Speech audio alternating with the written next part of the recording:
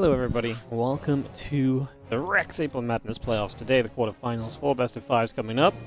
As we're going to be heading straight into the action very shortly with Zound versus Hero. A little bit of PvP to start off the day is going to be the plan, so we're going to get into that in just a few moments time. Already in the lobby and stuff. They were just doing some setup. I just didn't quite go live straight away because I didn't know how long they were going to be videoing for. I was just sorting a couple things out, so yeah, that's the TLD of what's been going on for me the last 10 minutes or so. But we are pretty much ready to get into this and ready to kickstart some action. We've got Ellie here as well. She's going to be a prominent force for today's stream, aren't you, Ellie?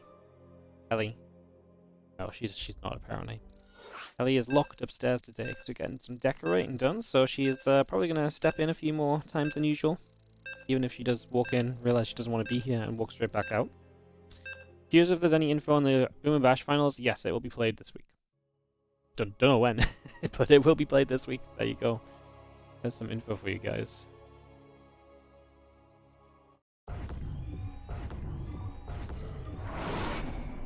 Alright, so we're going to get into this best of 5, and it is best of 5s all day today in the quarterfinals, and tomorrow, sorry, not tomorrow, but the next day of this tournament, which will be on Thursday, will be best of 7s only.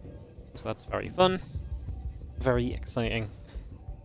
I'm excited to see us kind of get into this and delve into the realms of Protoss versus Protoss. As we open up to the top right-hand side of the map with the red Protoss player, this is Hero. While we have in the bottom left our blue Protoss player, Zound. Alright, well, there you go. That was the exciting introduction.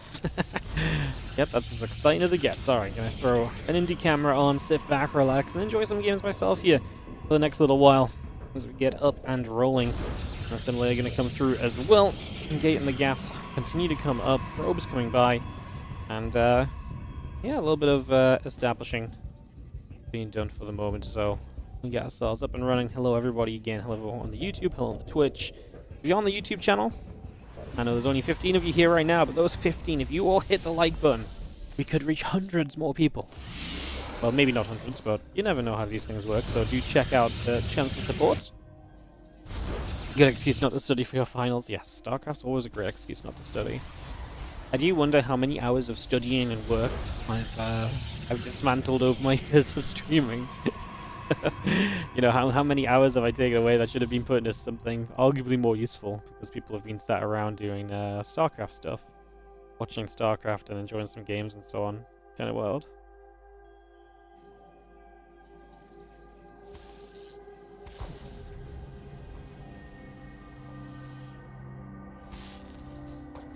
Probe nibbling at the probe, Cybercore's coming through, results are coming about as well, so we just continue to get this all up and running for the moment.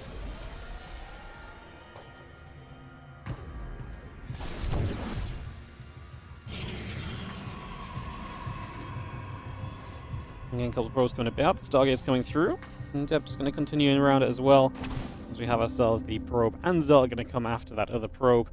And yeah, Stargate coming up, the Nexus coming through. Need to bring that into play here for the moment as our Nexus drops down. So yeah, Stargate, Nexus all coming about, the probes continuing up as well. As we take a few moments here, gets ourselves settled. Our Warp Gate coming up on the side of Hero. Continue to get built the next few moments. So yeah, a little bit of, like I say, getting everything underway and just getting set for now. No real surprises or anything just yet. Everyone seeming fairly happy with our early few moments.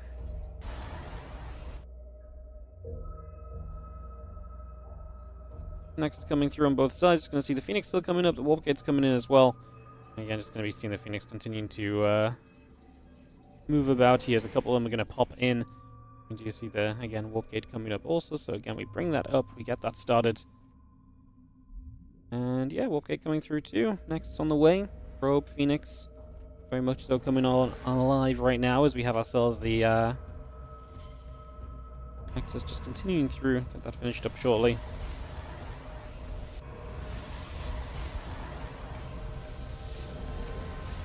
I've got the Nexus is about to finish back at home from the Zound. So both players are going to be expanded. And so with 2 expansions up, Phoenix versus Phoenix dying, we will see if Zound can truly challenge Hero in Phoenix versus Phoenix. I think that's a very difficult ask. I think Hero is extremely good at Phoenix versus Phoenix. We see it against MaxPax all the time. He truly is very capable of winning that kind of a matchup. So I think there's going to be tough work for Zaun, but I think there's going to be tough work for Zaun in this series anyway. Hero really is playing at quite a peak right now, and not just at a peak, but he's playing very well across most of the matchups as well. Now, this is interesting. We're going to see Zaun, Hero not doubling down on extra Phoenix. Instead, he's going to start adding the gateways already. A sentry being built too. Fascinating. He's holding his Phoenix toward the front, so he's trying to hold off. The main thing you're achieving there is you're stopping kind of Zaun from coming across the map. Like, if he comes over, he's not going to get into your base and actually be able to get information, so he's not going to recognize this gateway switch that's currently being established. So I am quite interested as to what the next step of this would turn into then in a moment or two. I'm genuinely very curious where we're heading right now. Let's just have our Phoenix coming about, the other few Phoenix around, Warp Gate coming over. Like I say, Hero just going to keep adding gateways. What does he do with those gateways? Like, what's he going to build out of these gateways? Just currently sentries. Now a Stalker. Obviously, no Twilight Council, no other tech. He's still building Phoenix, but he will start to fall behind in Phoenix because his opponent invested into that second Stargate, so no surprises there.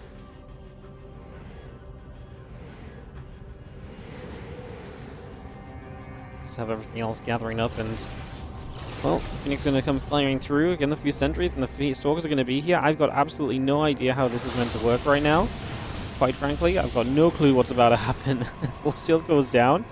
Does Hero really have enough firepower to, like, fire through on this? I'm going to pop the Guardian Shield. Does the Guardian Shield even affect Phoenix versus Phoenix? I also don't know that, I'm not going to lie. Yeah, this is a little crazy, I'm not going to lie right now, as we just have ourselves the back and forth continuing. The couple of shots coming off here. The Phoenix still trading. Hero just walking in with Stalker. The Stalkers and the Sentries are interesting too. I mean, if you lift those units up, you're going to lose the Phoenix fight a little bit more. I mean, you're going to lose the Phoenix fight here as Hero. He's now still trying to target down Phoenix. The Sentries doing their thing as we try and fight through probes. 8 workers killed. More Stalkers arriving. 4 more Stalkers showing up. Is this actually going to work? This is a fascinating build by Hero. It actually is going to work, isn't it? No, the Stalkers are hitting the wrong things right there. They're hitting the Gateway and the Cybercore and the Stargate rather than other Phoenix. Still kind of fascinating. One absolutely wild way for this game to open. I mean, yeah, more Stalkers going to show up. I think Hero's just going to get it done with the Stargate Phoenix into 4-gate. That was truly not on my bingo card of what we were about to see. That is truly something a little bit special. I'm not going to lie. That was completely off from my expectations. Wow, Hero open up with a fascinating game number 1.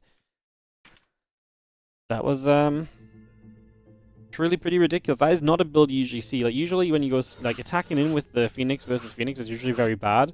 And so he just says, right, if I get 4 gates up, I can overwhelm. And obviously he does trade his Stalkers out somewhat badly. But he trades them out in such a way that he then gains the ground control to a point where he's able to still overwhelm with the ground. Wow. That's wild. What a crazy way to play that.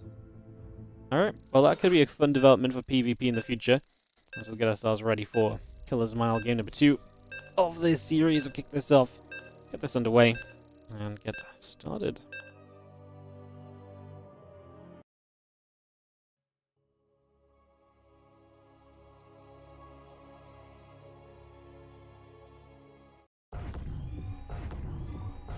In the bottom left-hand side, taking the first game, it is best of 5s, of course, today. Our first game going the way of Hero. He's going to be up 1-0 in the bottom left of Killer's Mile. While in the top right, our blue Protoss player is Zaun.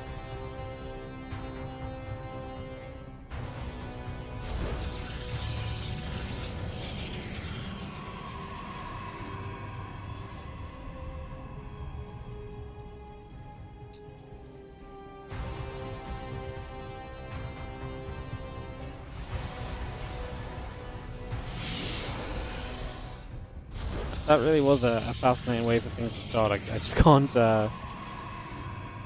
quite get over just how funky that was. That was truly a little bit wild. Alright, well, resetting, restarting. Let's setting up here and we get it going. We have ourselves the second game and figuring out how things might look as we take our way through into it. So, get settled.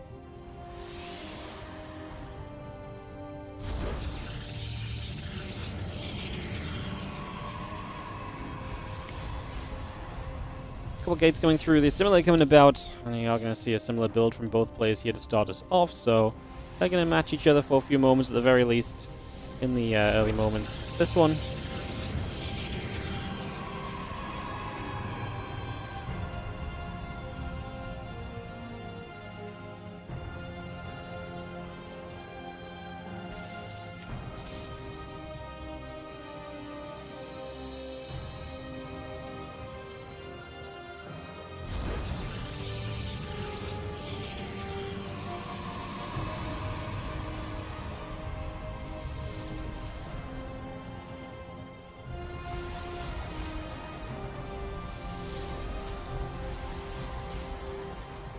Yeah, pretty fascinating way for things to start out here. So like I say, definitely an interesting starting point as we'll now have our probes just going to continue around for a little bit. Getting settled down for a couple of moments. And yeah, a couple stalkers going through. The adepts coming about as well. Bringing all of that up and online.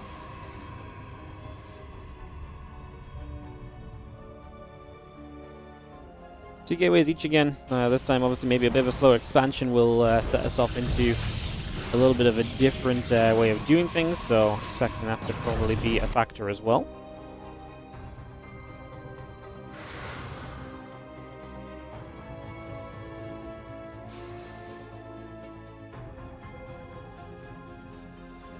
Probe coming about, again, a couple stalkers and that Stargate coming through too, so we get that going.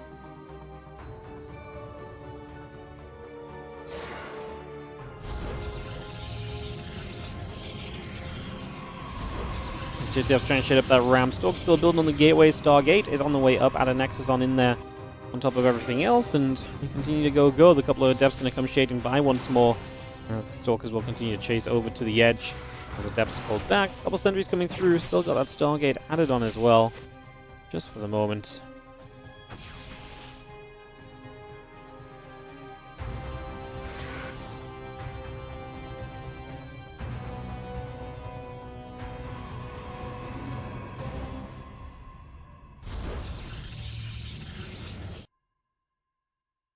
Also have the robot facility coming through. The next is on the way about. Just going to have ourselves the battery coming over as well. The Oracle just going to fly overhead. Stalkers and the Adepts are going to be there. And the Oracle already taking a few shots of damage.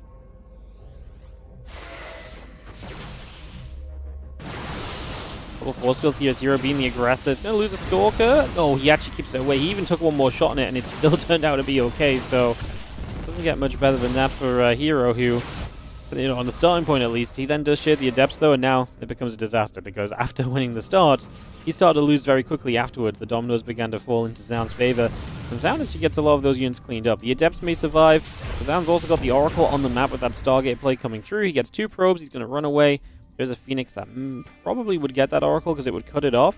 However, good move from Zaun actually as he moves it down to the bottom side. He moves it away from where that might become a factor, so able to do very well for himself in that regard. As the Phoenix continue to shoot, this Oracle will be taking a lot of damage, gets back, and gets healed up by the battery over the next few moments.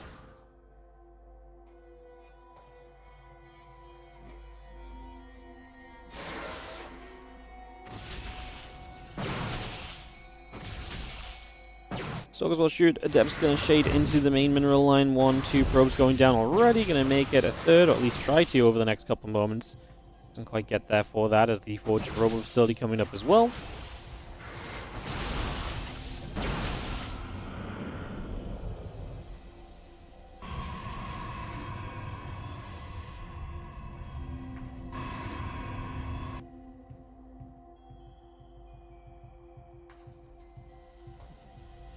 Phoenix very much so, just still gathering around. The next coming up and about. Hallucination pulling back over to the bottom side as well. Mortal and the +1 upgrade coming through. The couple of Stalkers being added on in there. And the Stalker's just going to get rid of that Hallucination. So just some scouting for Zaun, though. Gets to see the tech structure, sees the robot facility down and working. So you get an idea of what's being built up by your opponent in these moments. You got kind of a rough idea of what's going on, which is always nice. And then you can kind of work from there to continue through and to improve your position and to ever build yourself into that little bit of a stronger setup as you continue to pass through.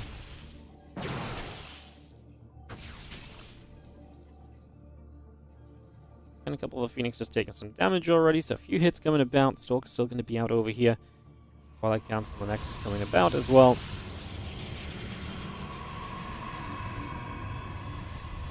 Funny because these Phoenix do not have a lot to really use for themselves right, or to do for themselves right now. There's only so much they can really achieve.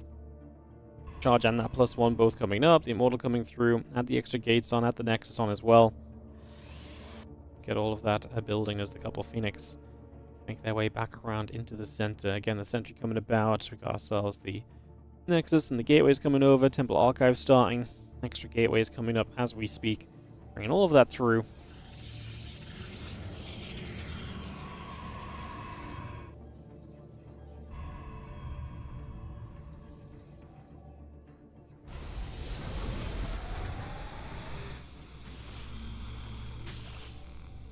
Temple Archive is finishing shortly. A couple extra gateways still on the way up. As we have the Immortal to charge on the +1 coming over as well.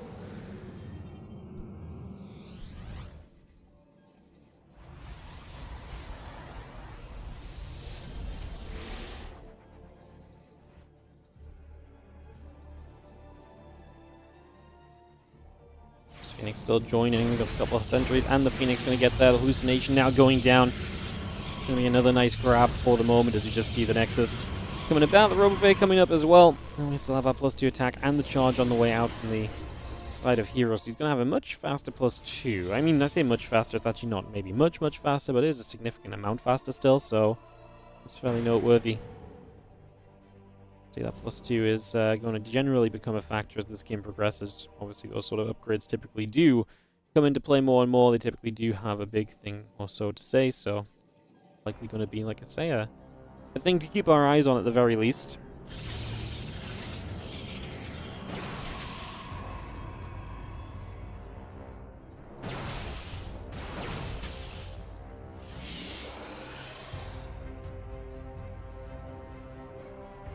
Disruptor is going to be coming about, +2 attack coming over as well, so just move that straight across.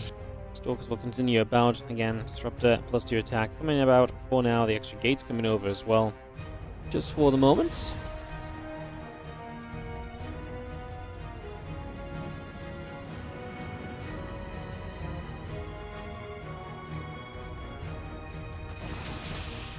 And Stalker's going to shoot. Just going to see the hallucination getting chased back.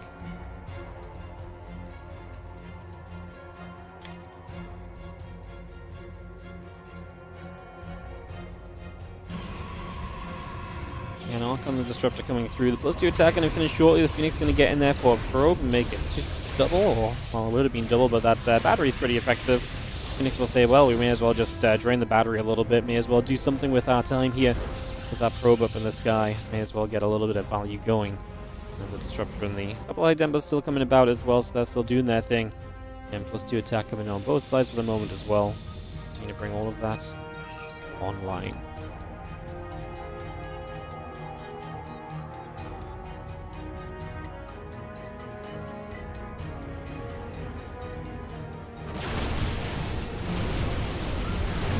A little bit of a fight breaking out. We're going to see a couple of Disruptor shots flying straight up here. And this is where Zaun just needs to kind of play well defensively. We're going to hallucinate a bunch of Colossus trying to absorb damage. The Disruptors are here going down already.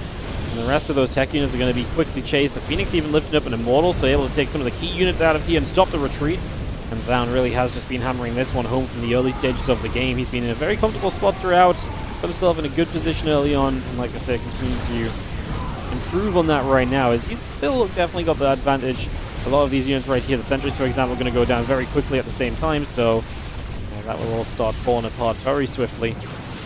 As the Stalkers, the Immortals continue to push. Around the Zealots might slow down a little bit, but I mean, he still has a couple of Immortals left. He's got some Phoenix. He can lift that Disruptor if he needs to, which obviously keeps that in the sky. That means that now when it gets dropped down, it's a very easy target. You can drop it down at your own time as well when you're ready to target fire it as well, so that definitely is a factor.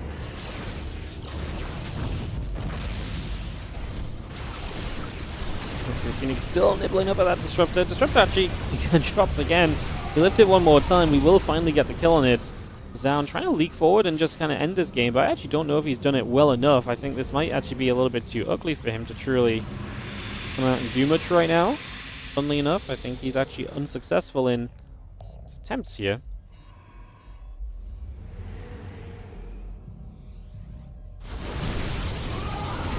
wild as that may seem. Well, we're just going to continue to come up once again now. So in we go.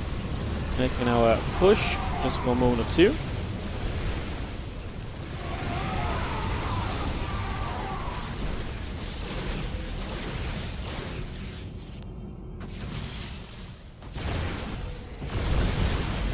And we have a few shots coming about, a few probes going down. The damage continues to come on through here. We'll bring all of that about for now as we just have ourselves. I mean, I felt like this is going to be way too much. I mean, I still think the army comp's better. These Immortals are going to shred those Colossus. The Colossus just aren't super effective right now. Like, what are they really achieving? Really not all that much. A few more Zealots are going to come charging forward as well, so they're going to come straight forward for the moment. In they go.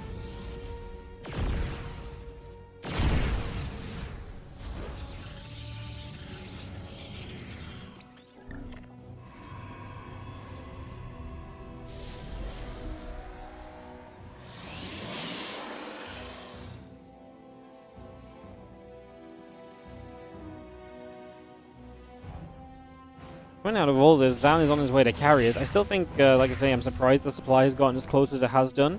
But I imagine from here we are going to start making our way to a point where, you know, there's a couple carriers come through. And we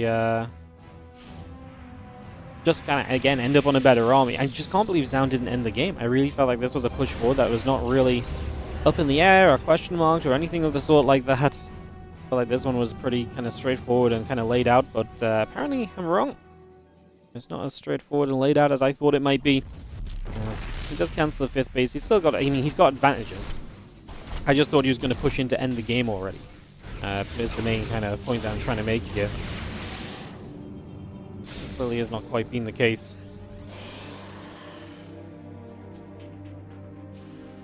A couple carriers still coming up. The +3 attack on both sides. Like I say, the carriers are nice, but we don't have too many of them yet. Only 2. I mean, if there's ever a time for Hero to still win this game on an attack of his own, this might be it coming up right now. I feel like the longer this goes, Hero is going to have to try and tech himself. He's obviously on a lesser base. Now might be the moment to just go when you feel as though you're not quite at your weakest just yet.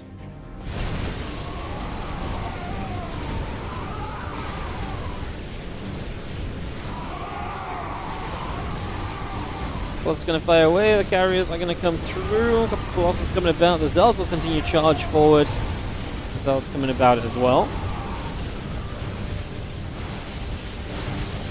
Cannon already taking quite a few shots, so a few hits coming about right now.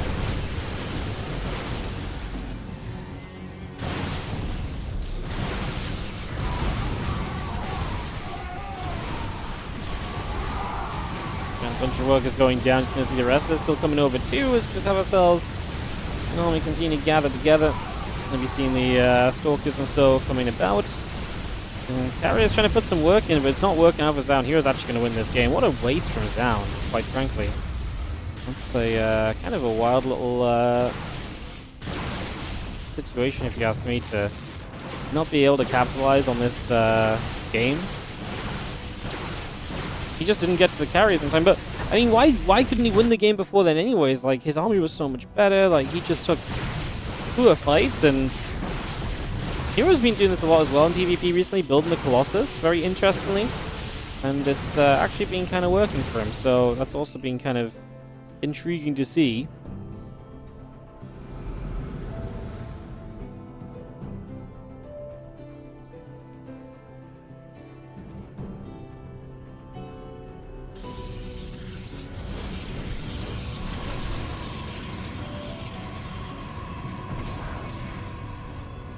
Well, a little recall coming about as we get set up over here. Take a moment or two.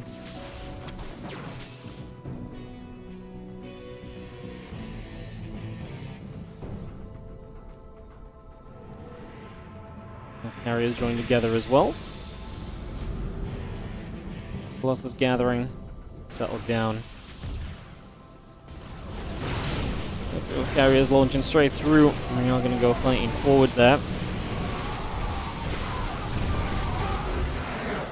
Is going to be a GG this time, so we are going to get there for the game. That's going to round us out.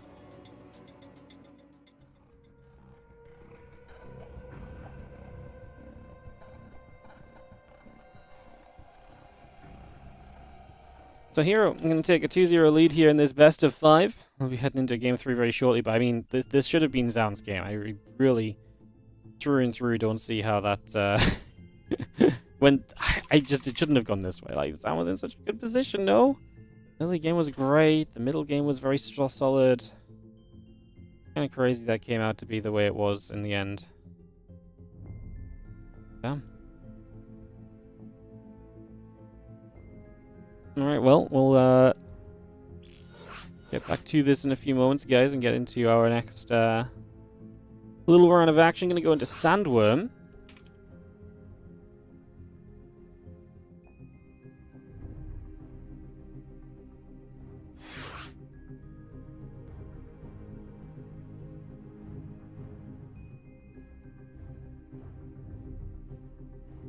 Double checking we've got everything. My YouTube stream's acting up for some reason, but I think it's good. Alright, get back on track here, guys, into Sandworm here for next game. Get this kicked off and get this started. For a couple of moments.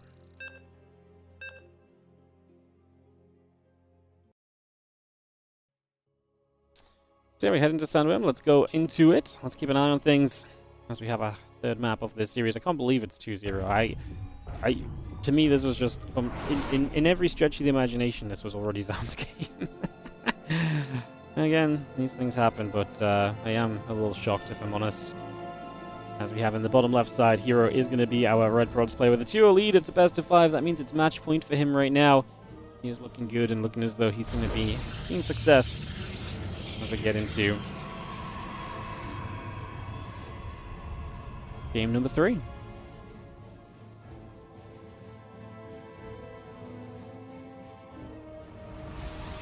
Zaun. Letting that one slip away. Like I say, it was like he just couldn't take a fight to actually win the game, and then maybe he just chased a bit too hard and should have just regrouped and gone all together. And then going into carriers obviously just didn't give him the numbers he needed soon enough, and Hero hit that time when he was kind of at his weakest, making that move into carriers. Honestly, a little bit crazy to keep on looking back at. Really was a wild one, to say the least.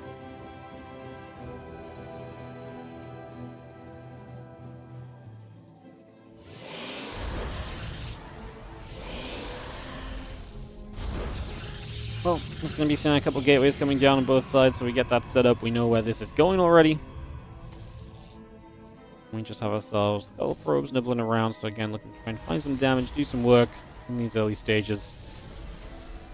So on the gateway coming up as well.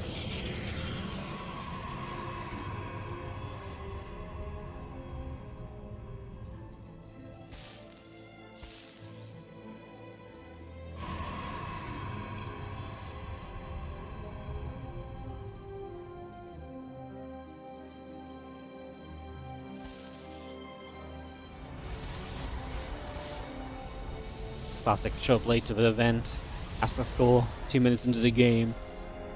Surely it's easier to open anybody's stream and just see what the score is set at, no?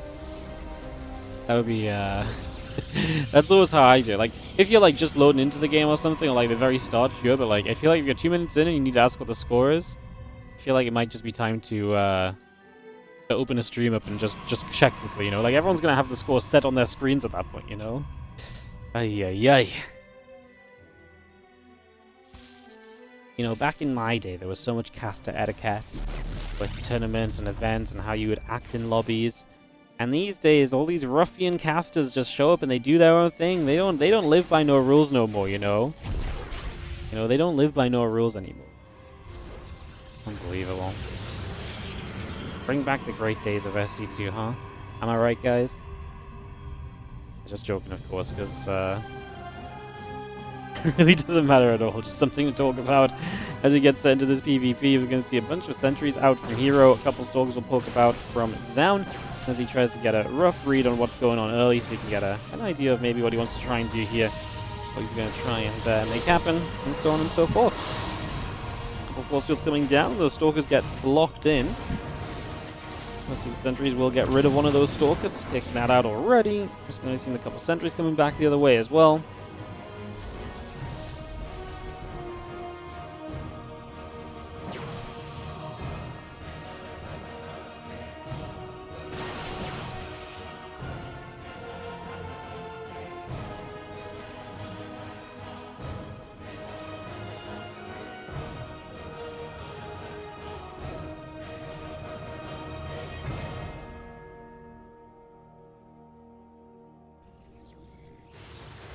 Control accounts on both sides. Nexus is coming up. Our Stalkers are in production as well, so all of that coming through as we have this nation gonna start heading out across down the map.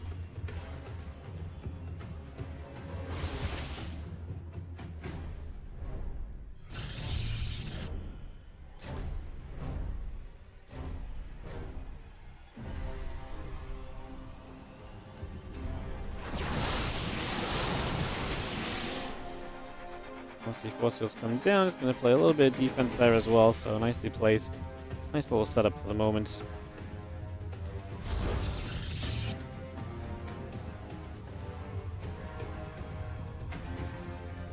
Again, battery in the gateway coming about. A couple of probes coming through. The blink is on the way up as well.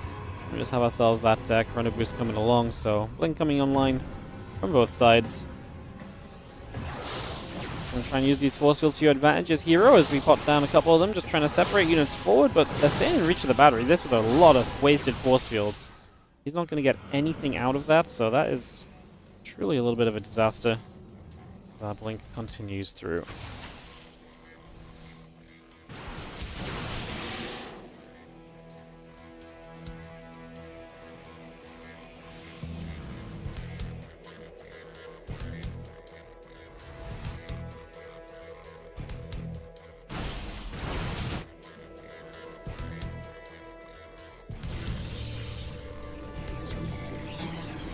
The blink is going to finish up. The gateway's coming about. Our simulators are building. We just have ourselves the forward couple of gateways from here down as he is looking to bring the pressure as this blink finishes. Meanwhile, Hero taking that forward gold base could find himself in maybe a little bit of a precarious spot with that. So we'll see how that plays out here in these next few moments. To get that up and ready. Stalker's a couple sentries going to go pinging across. Getting the other structures there for a couple moments. Again, just little bits of damage being done. And obviously Zan would really like to get a lot done with this. So right now just draining battery energy, but once that battery energy is gone, things will get a little bit more complicated as these couple of Stalkers already taking some shots, 2 probes going down. The rest of these Stalkers taking a lot of hits right now as we continue to play the trading game.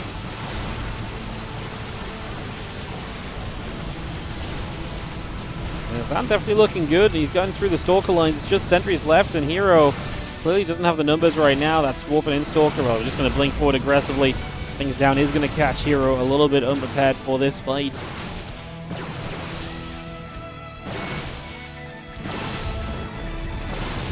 Stalkers just keep on coming through, and Zaun is sending himself into very much so a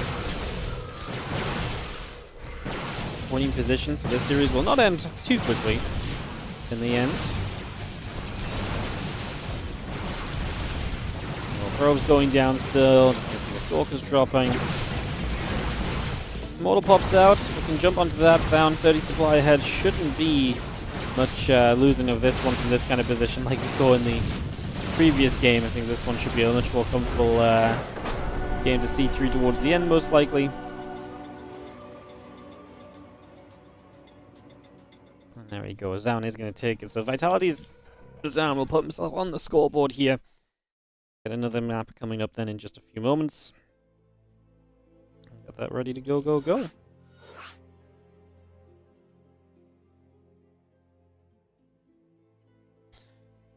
I'm gonna go to Ultra Love.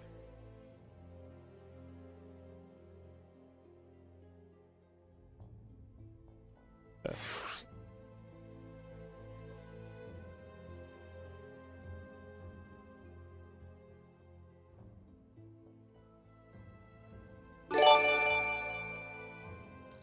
Sweet Ultra Love coming through. What's up, Subsola? 49 months on the tier 2 as well, going a little bit above and beyond. Appreciate that. Thank you so much, as always. Thanks for supporting the stream, guys.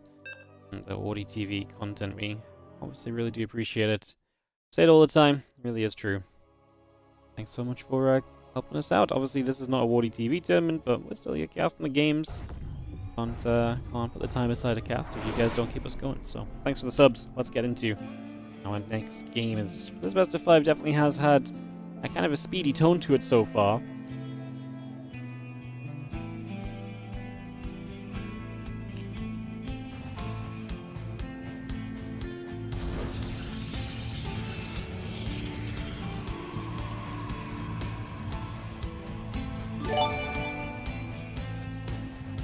Yo, Jamie became a YouTube member as well. Thank you so much. We've seen so many of those YouTube memberships lately.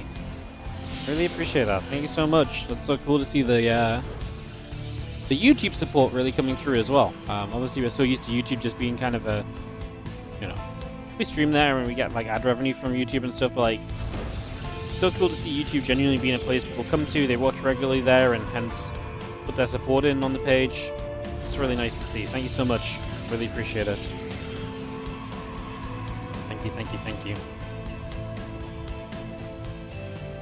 Let's just have a couple of similar coming through, and we'll set ourselves into this PvP once more. And 0. Not quite there just yet then. We held off a little bit.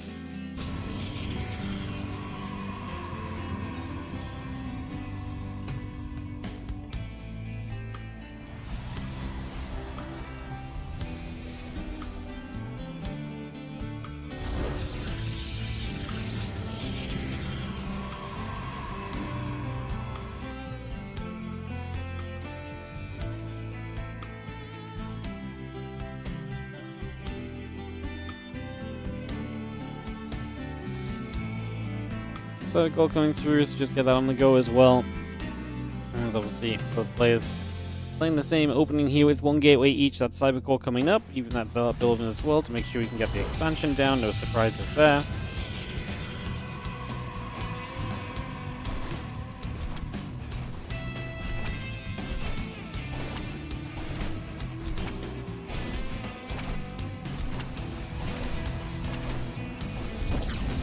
We'll cancel down the low ground, so just going to pick that pylon off. We get rid of that already.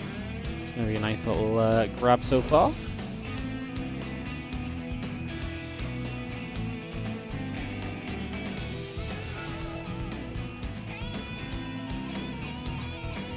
Again, Stargate coming through. The Nexus is coming up. Continue to bring this straight online for the moment. So again, just getting things settled for the moment. Everything on track. As yeah, Phoenix coming about, next coming through, the Adept being built as well. Is Zealot going to get over there also?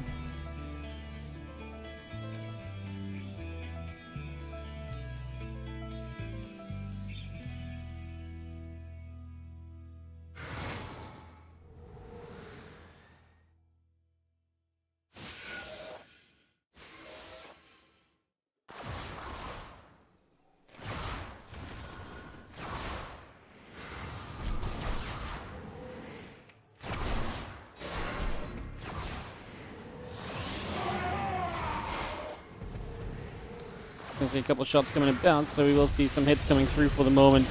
Just coming straight by for now as we have. Well, Phoenix gonna flare up as well, so.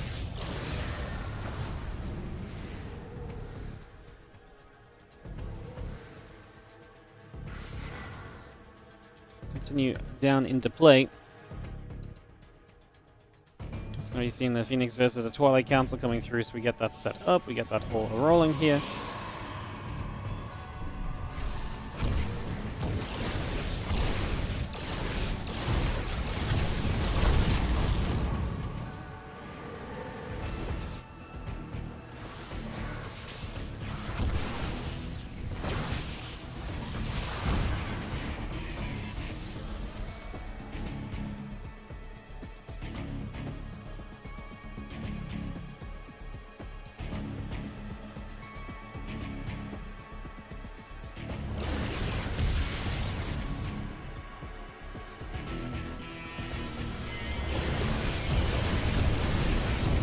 Things just continue to gather up. We are going to see 6 probes going down, so able to put these Phoenix into play already. Definitely getting some good use out of them so far.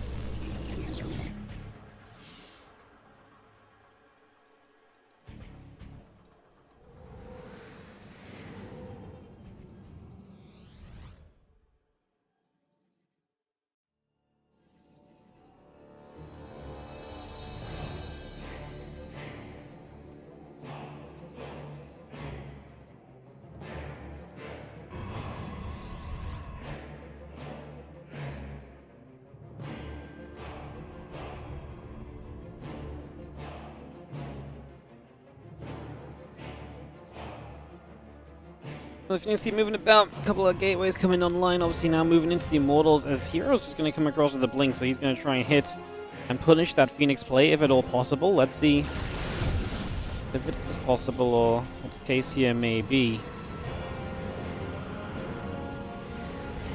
To just get this all settled down for the moment. So again, we bring that up. We get that going.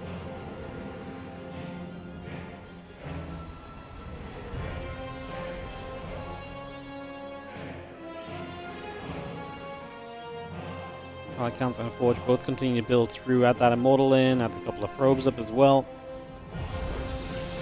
So again, a lot of setting up here still for now as we just have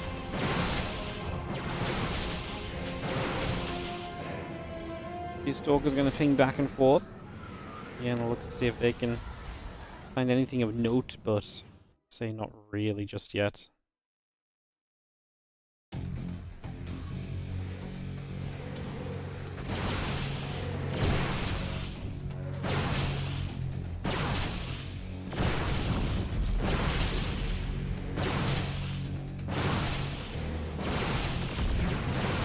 Have the Stargate. It's going to be under threat here, though. Here, obviously able to poke up that ramp and get quite a lot of progress made, so really able to be a good little bit of a threat at the moment and able to hold position out over there too. So, again, good little bit of pressure coming in right now. Try and maintain that. The more we can maintain that, the better off we're going to end up being here. Let's just have the blink up, and Hero looking to win this series here and now. Again, not really leaving much to the imagination on this one. He is just ready to full send and not really end up looking back at all in this matchup, as he's really going to come out and keep on swinging.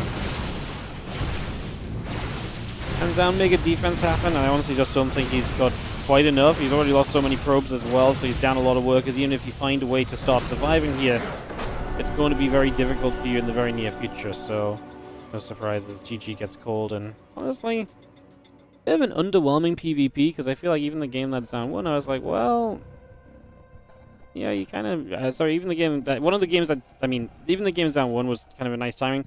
The game before, I feel like Zounds should have won, but then he, I don't know, he kind of let me down a little bit. I feel let down, because I feel like he should have had another map, I suppose. Alright, fast PvP to start the day off, guys.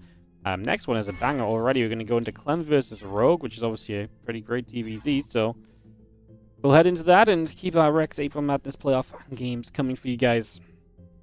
As I'll bring this straight through, get this set up, and get straight. The game just need to swap servers successfully, which we're trying to do. Just not quite there yet. We're trying though, I promise. There we go, make it over. So we should get ourselves a Clem Rogue matchup here very shortly. Just get that ready. And we'll be able to zoom, guys.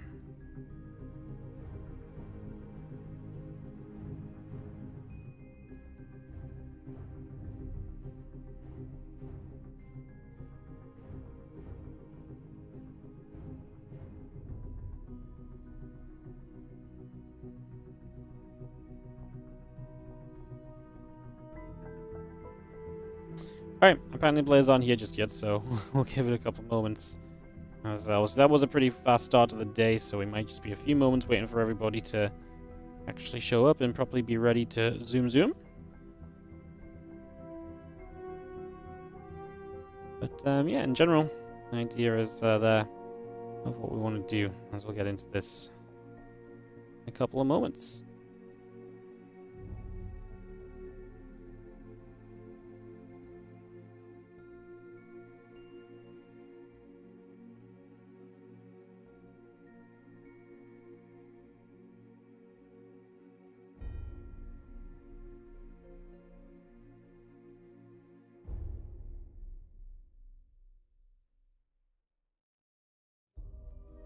How's everyone doing today?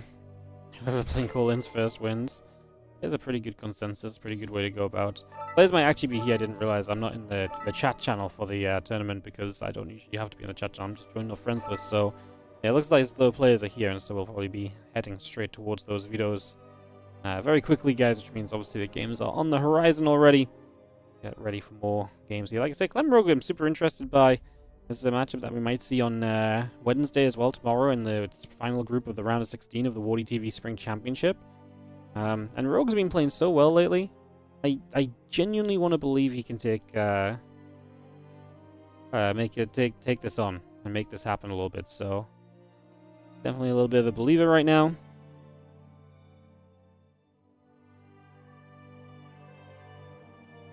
Find out real soon exactly where we're going.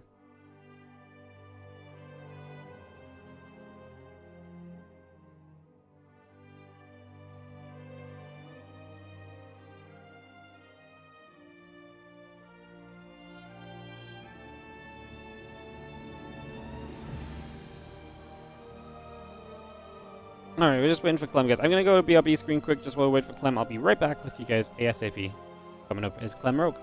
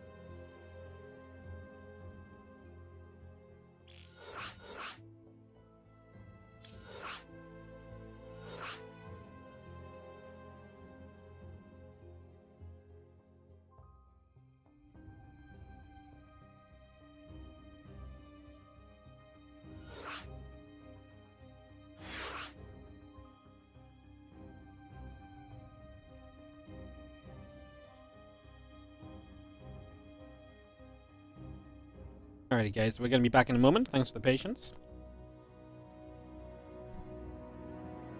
Trying to eat my lunch while we were missing Clem and waiting for him to show up for some videos and so on, so let's get that sorted out. Should be good to go. A couple moments and continue through.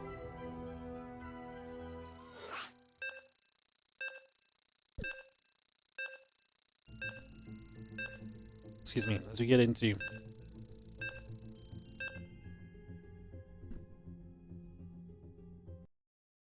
Clem vs. Rogue, best of 5. Coming up here right now. Let's get this going. And welcome for your patience. Good to know. Hell yeah. Good confirmation.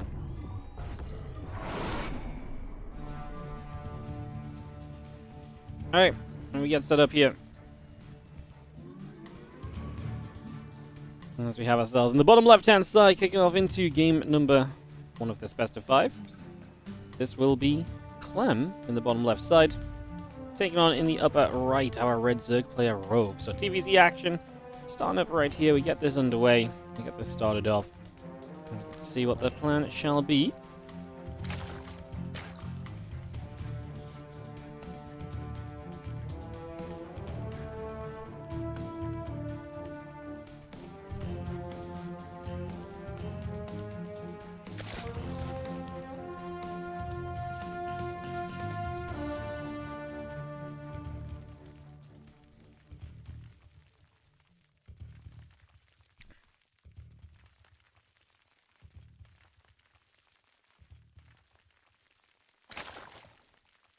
Like I say, Rogue's been playing really well lately, so I'm genuinely very excited to see how he does, his approach. See if he can actually take Clem and kind of challenge him, because, like I say, he's been playing some really good games. Obviously, you go up against Clem, and that's typically a different beast, so I'll be finding out here whether or not Rogue is truly looking great in TVZ. Or if it's just the others. I mean, or if he's just looking very good, you know, there's that kind of step up, right?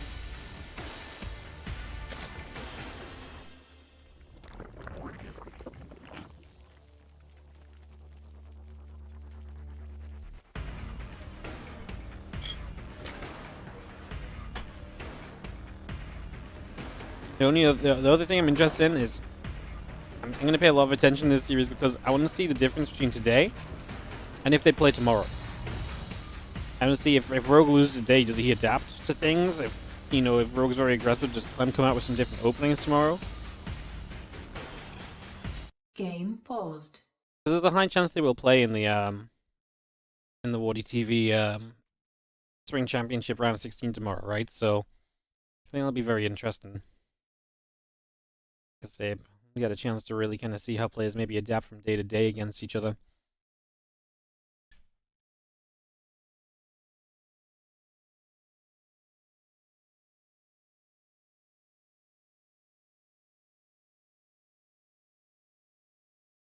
It's gonna be tough for Rogue. Yeah, I think so too. It's hard not to just be on Game resumed. Team Clem for this, right?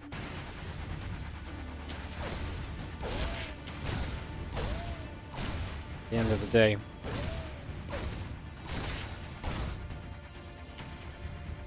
He's one of the very best, and for good reason. He's shown us that he deserves that title. He is the world champion.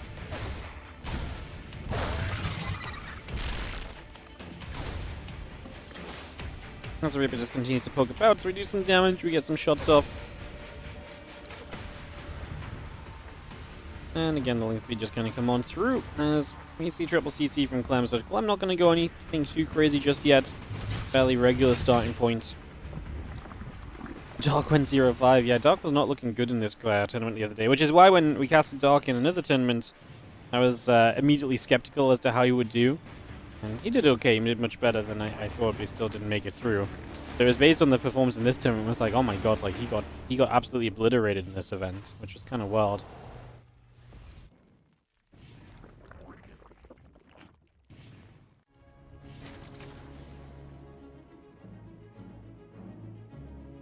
Of course, Rogue, one of the, talking about kind of watching people adapt. Well, Rogue is one of the all-time greats at adapting, reading the room, figuring the meta, and having answers to the meta as well, right? As the Reaper continues about, again, things keep coming up. A couple of Hellions, the Banshee coming through. We have ourselves the command center finishing very shortly as well, so just get all of that up and online. A lot of getting sorted here in the early stages for sure, as the units will just gather up and wait for their moment to perhaps strike.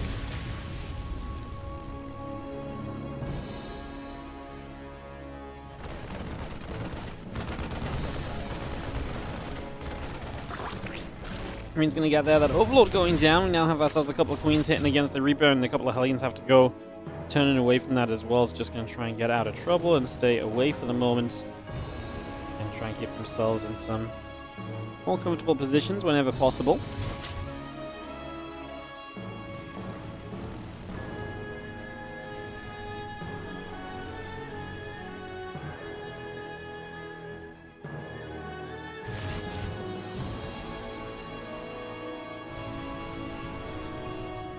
As that Reaper still gathering together. Just going to see our stim coming through.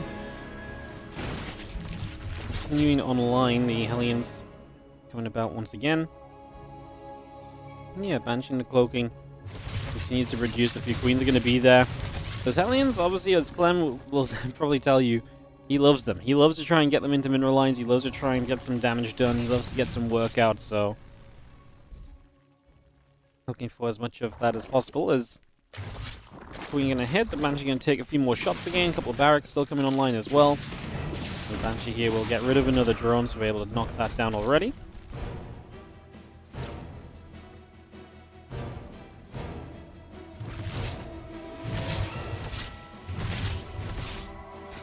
And a few more Queen shots just coming through. That Banshee immediately taking some shots, taking some damage right away.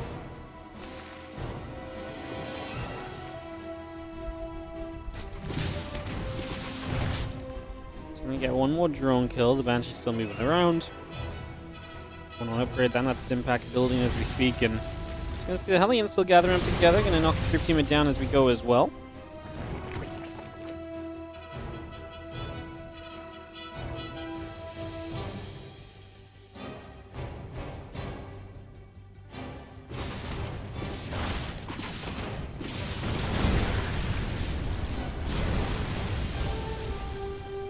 Got those Hellions giving chase, and again a few more shots coming about just for the moment there, so a few more hits coming through.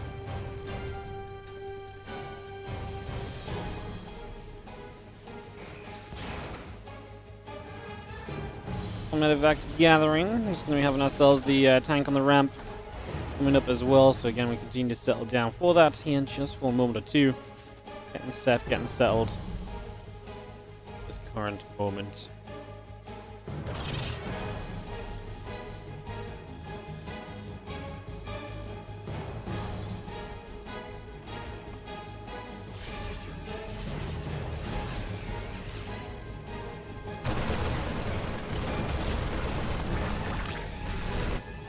Die. More shots coming up. The factory going to be finishing in a moment or two as well, so try and get that sorted out.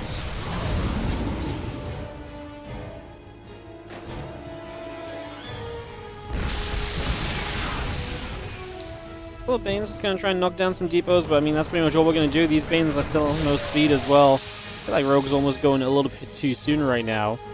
Trying to get there a little bit too quickly perhaps.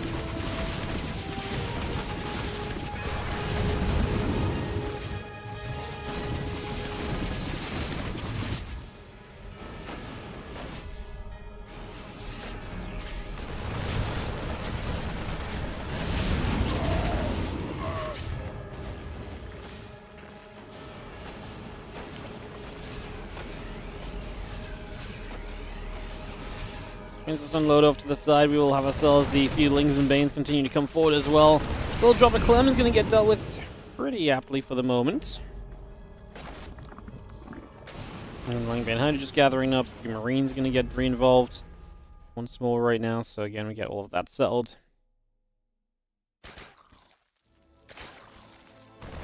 Big push from Clem around the top left-hand side. Rogue supply is just not there. I mean, resource loss has been terrible for him. He's lost a few Banes trying to harass. He's lost some Lings. He lost some Queens along the way. Clem has lost so little, and so far this is Clem showing absolute dominance in his opening game, because right now, Rogue doesn't even just get, Rogue doesn't even get the chance to potentially play at the moment. This is that kind of level of one-sidedness here currently.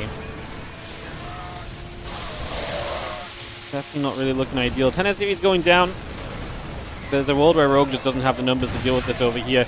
Tanks do not find the Banelings straight away. The Banelings actually get good connections. Wow. I mean, talking about Clem being in a great position, but that's one way he loses out very quickly as the Squall Crawler gets the medevac.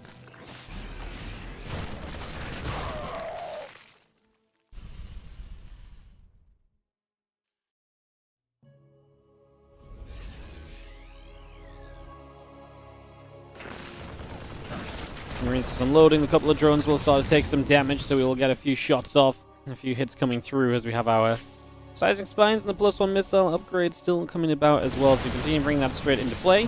The Marines are going to push up that hatchery on the right side. They're going to be taking damage as well. Widow Mines will be in position to zone out the units trying to come in as part of a defense there, so again, we make that pretty comfortable.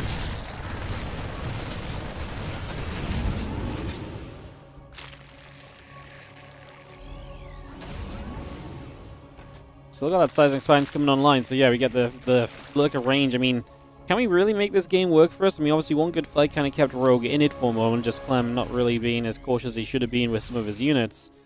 Is there really a way we can stay in this? Is that truly a possibility right now? I'll not lie, I'm not really a major believer. As the Marines and the Mines come about, it's going to be having the Fling Bane going to come across once again. Going to go for the wraparound here. As well, it's another good fight. Widow Mine was decent. Next Widow Mine was okay as well. And as the Banshees will also get out of there alive. But my goodness, this is turned into a little bit of chaos as the Banshees continue to hit. The Hunters and the Banes get chased away for the moment still, so getting zoned out.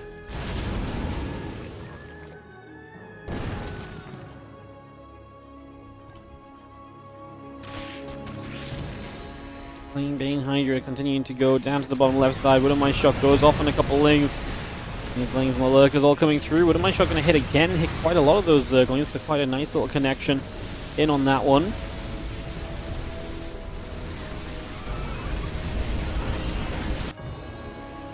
Marine's going to show up and they're going to start chasing down a couple of drones, so while Rogue is doing well across the map, Clem is going to show up right at the top. I mean, this really was Clem just kind of taking some bad fights. Now he's going to try and fight the Lurkers, which is a brave endeavor. I don't know if it's going to be enough. Those Lurkers on the high ground helping a lot. We lost this vision for a moment, which means he stepped further into the Lurker shots as well. That's obviously not exactly ideal. Rogue has completely switched to this game around, and, well, actually, you know what? This first game was, first 5-10 minutes, I was like, wow, complete Clem dominance. Well, first 7-8 minutes was like complete Clem dominance. And then he just made some mistakes, and Rogue instantly capitalized. Did not waste any time at all. Instant capitalization. Put himself into as good a position as he could from there. And Rogue is going to take a 1-0 lead over Clem. This is a single elimination bracket, guys. Obviously, 1-0 does not endanger Clem, but just keep it in mind, if we drop down another map, Rogue is going to be a map away from eliminating Clem from the tournament. Like I say, Rogue's been playing great lately. It would be kind of wild to see Clem falling to Rogue. I don't think many people would have had that on their tournament bingo card. Haven't you seen Clem lose TVZ with such a lead? I feel like he gets into this position against a couple of the Korean Zergs. He feels like he should just always kind of have the edge against nowadays. I feel like it happens against Solo sometimes too, when he's in a good position and he just like gets a little reckless with some of his armies, and Solo takes one very good fight and the counterattack hits well at the same time, and Clem just kind of gets a little bit off sync. I also think this might be the case that Clem maybe wasn't quite ready to play straight away, and so this is almost like his warm-up game still, like he's maybe not completely ready to go at full strength, so might just be improving still as we kind of go through these games as well, I'd imagine. I don't think that's a crazy possibility, so yeah, we'll see what Clem looks like going into the rest of the games, but that was definitely get into this. Did Clem ever have a lead? Yes. You don't trade 2,500 to 500 resources early game and not have a lead. I mean, Rogue was running slow Banelings into mineral lines, or at least trying to, and then realistically, if Clem splits in the first fight, Rogue dies. Like, Clem was that far ahead. Like, that wasn't Rogue just making the right amount of units. That was Rogue getting extremely fortunate that Clem did not actually split properly, because if those Banes don't connect as they do, the Banes go down, everything else dies, and the base dies. So this was not Rogue playing some masterclass of unit production, you don't end up 20 or 30 supply down against Clem intentionally.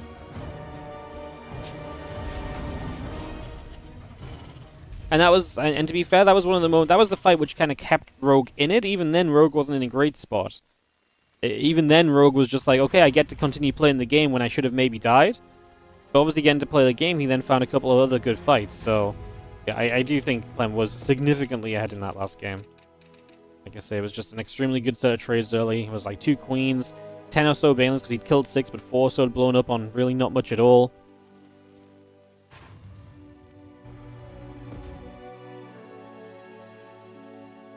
He's gonna have our command center. So in about 4 at the moment.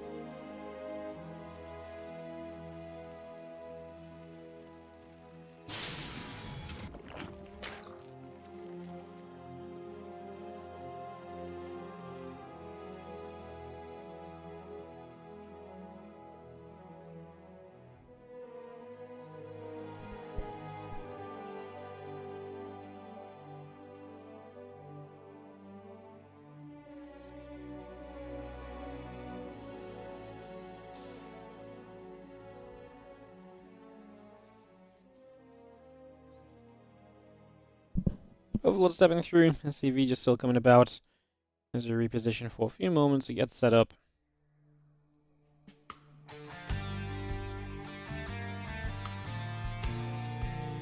Just get ourselves settling. But now is the Reaper going to come by, running across a couple of queens and the Lynx be coming up as well.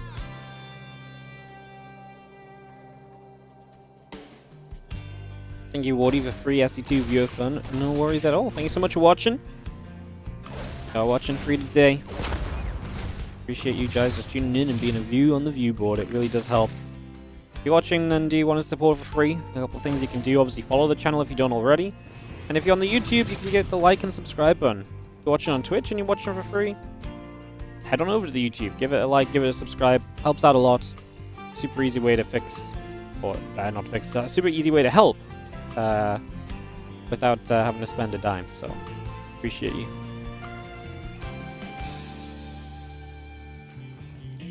Is Maru playing? No tournaments, a lot of matches. Yeah, Maru's playing. He's just, he's not being super active. But he'll be more active with eSports World Cup coming up, I'm sure. As yo, Navgarov, thank you so much for the 16-month resub on the Prime. Super appreciate it. Thank you so much.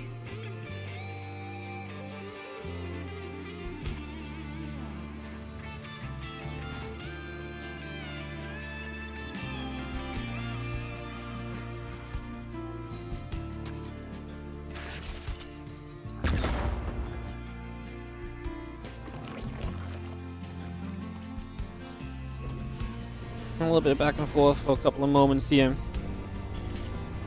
I'm about.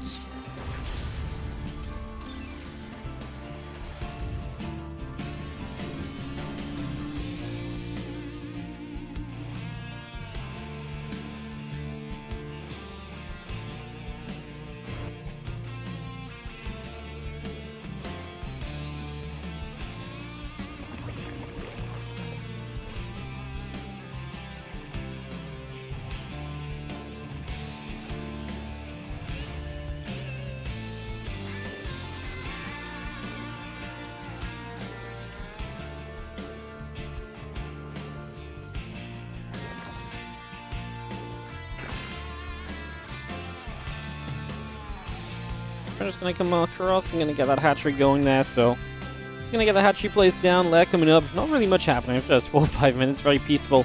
Clem is going into the double medevac on the back of the triple command center, so he will be having a little bit of a 2-1-1-esque play, looking to really come through and fire up a bit of a storm in these early stages. So, see how well we can do with that.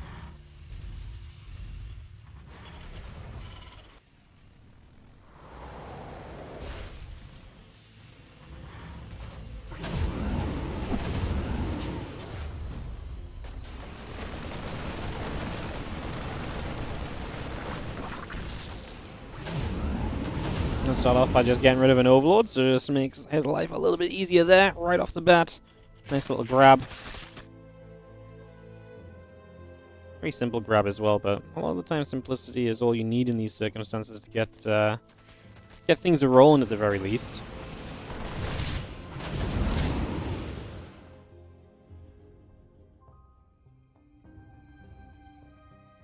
Putting up into those medevacs, pulling back a little, and unloading the Marines. Obviously, doesn't seem to be a major opening for those drops to come by. It's just going to maybe try and get some creep, but the Queens actually get across.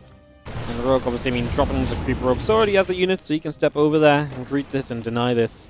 And that is absolutely spot on. Exactly the kind of play you're looking to be made if you are a Rogue, just trying to keep Clem denied in these early stages. He's going to wrap around. A few more Marines are going to drop.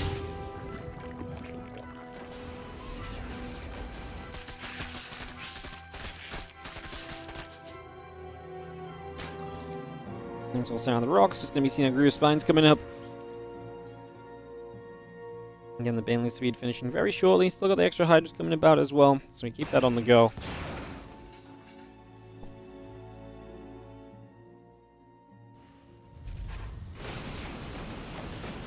Yeah, an armory and a few barracks. Keep on building.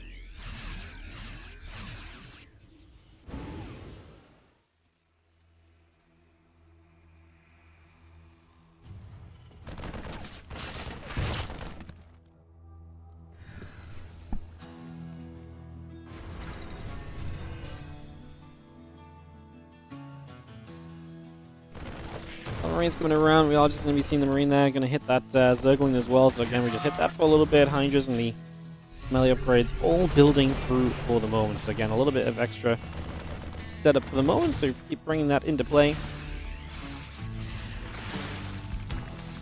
Hey, thank you to the new Patreon pledge as well, by the way. You just pledged up to the Patreon about 40 minutes ago.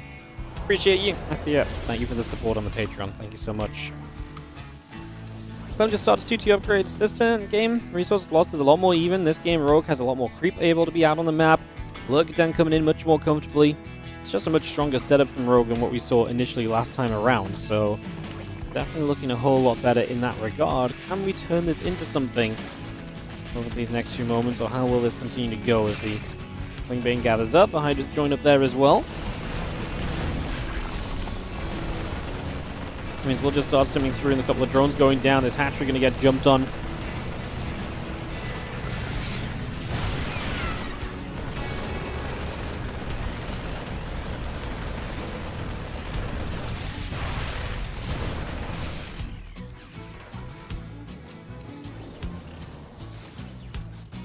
Obviously a little bit rough for Rogue because now he's going to have to go to that left side base for his fourth. Obviously not even trying to really keep this one alive. I mean, there's benefits to that, right? Where he loses a few things, he just says, okay, well, that's enough. Not really a need to kind of try and do too much else. So 2-2 continues about. The vehicle weapons upgrade coming about. The medevacs are going to load up. They're going to go and pull back away. So you got a drop in the bottom right. We've got a major push coming around the top. That hatchery there already, for example, is going to be something we can take note of. And maybe try and do something about.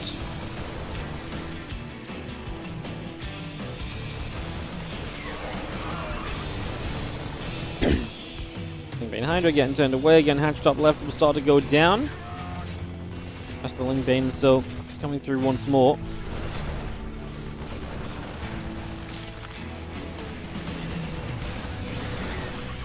So pressing forward, there's a couple of lurkers going to get burrowed up again. Now the Lingbane on the top side, oh sorry, bottom side coming through too. We gather ourselves. Going to be seeing the +2 attack upgrade coming about. The +1 missiles coming over. The Spore Crawler will take a few shots of damage as well. Another Blinding Cloud coming down.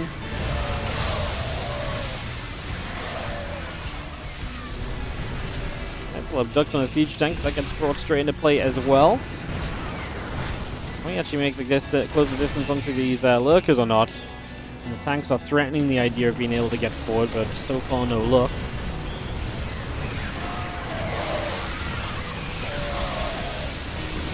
These Banes will be getting cleaned out. I mean, Clem defends well on the other side of the map. Rogue, with lurkers out though, should be very defensive, very able, very capable to stay defensive for himself here as well.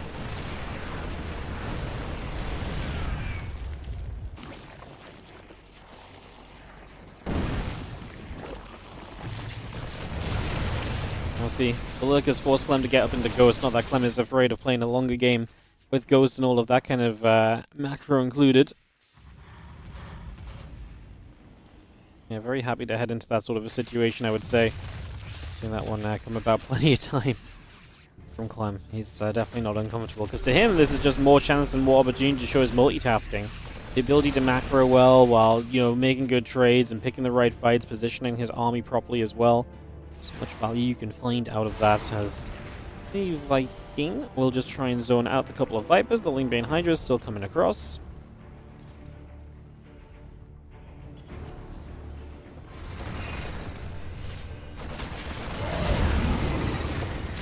Challenge link in the YouTube description is broken. There shouldn't be a challenge link in the YouTube description, so let me try and fix that for you guys real quick.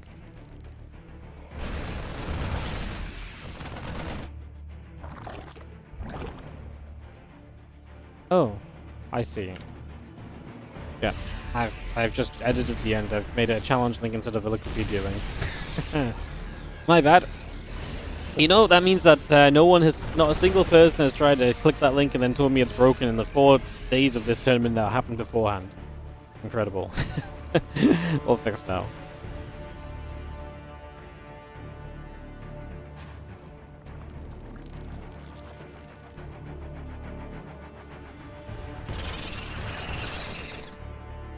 Oh, well, where do we go from here? Burrow's still very much so on the way up currently. 11 more Overlords coming about, the Nidus network coming through as well.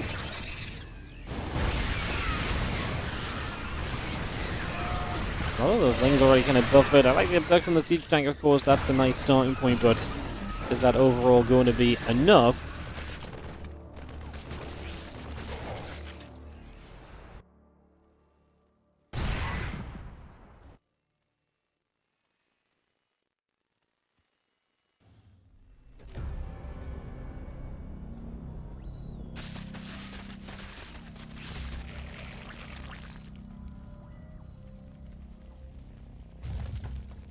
So I got the Hydras, the +2 missiles coming about as well, so we continue to bring all of that through.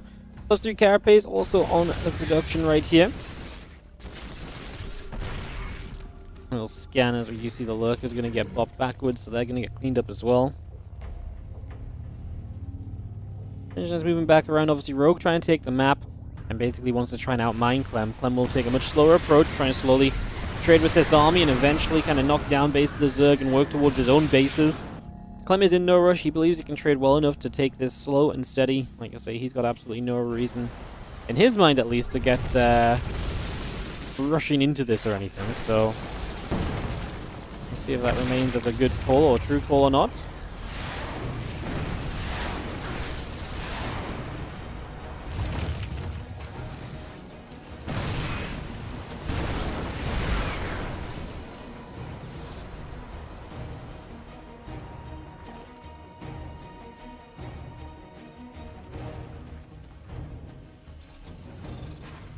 And the rest of this all setting up. We're just going to be seeing the Overlord, the Overseer continue to come back around for the moment. So again, trying to get settled for a few moments.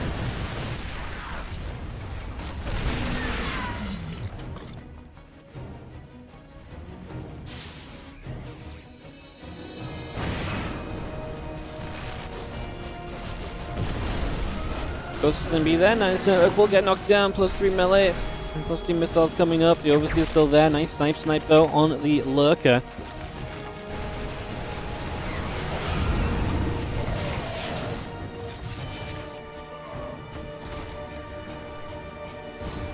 Bane Tornado coming around over to the side. So again, we continue to try and settle here as best we can. Get set. Best of our abilities. Snipes here and there.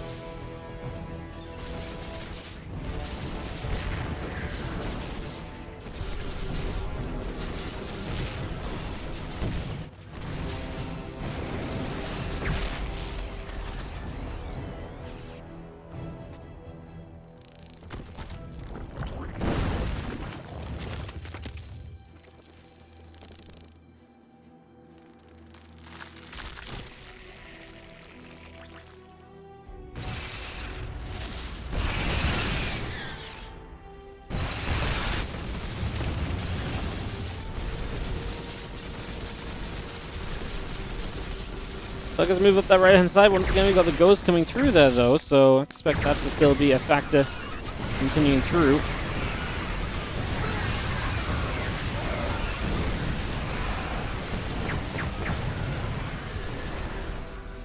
We'll see as Need to sit around for a couple of moments as well.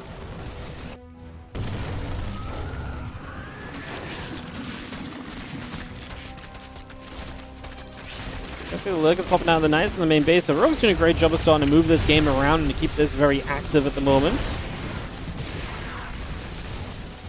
And lurkers shooting, a couple of ghosts are dropping. Again, seeing the +3 melee, +3 missiles all coming about also. Getting that added up for the moment here. Getting that all into play. Get rid of the Nidus in the main base. Man, there's so much creep on this map. Like, Rogue is completely consuming this map at the moment and definitely taking some pretty major control of it. So that part is looking very good for him here currently.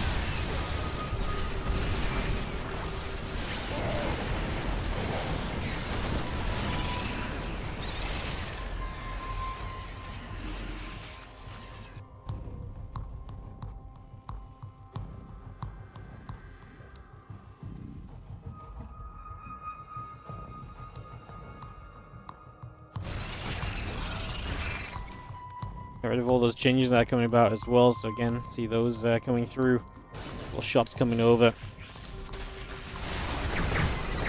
All the Vikings getting involved in the skies. Some of the snipes coming through as well. So again, we see a lot of that coming around for the moment.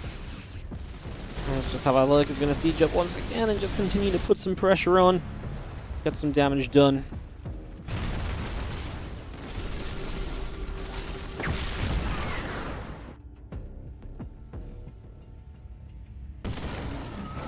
The Marine still in production as well. Get rid of a Nidus as well. Just going to put that out.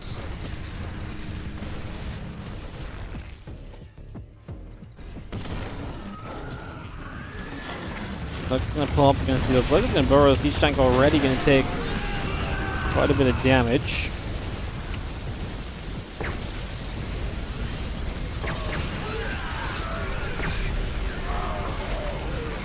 The Lurkers are putting work in. The Overseers, meanwhile, are flying up the right side with some Ling Bane involved.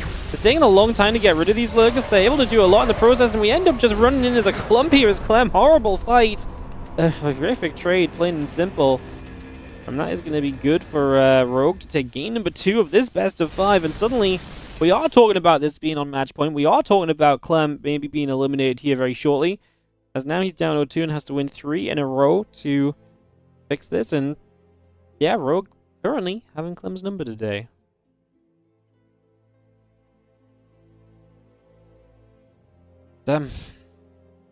Rogue owning Clem as usual. Is that as usual? Clem had one bad series against Rogue since Rogue returned from the military, which was when Clem had pretty heavy sickness post-Home Story Cup, so I don't think back to any other time that we've had Rogue be dominant against Clem in recent history.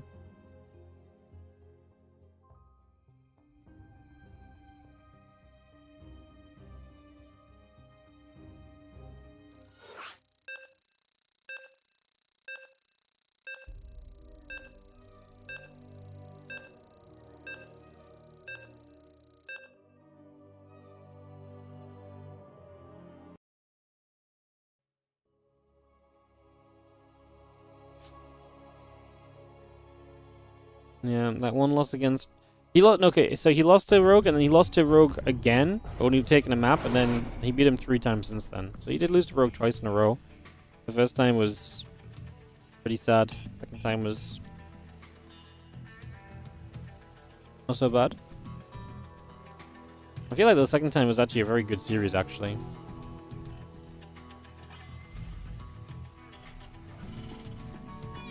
In the top left, down 0-2. Blue Terran play here from Team Liquid is Clem, who is struggling right now against his opponent in the bottom left, who's taking complete control of this series. We've got Rogue.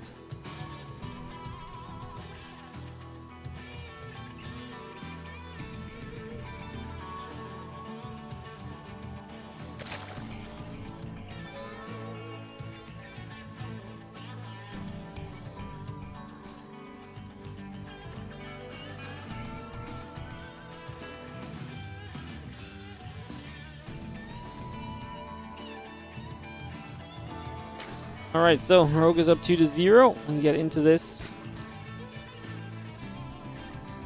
for a moment.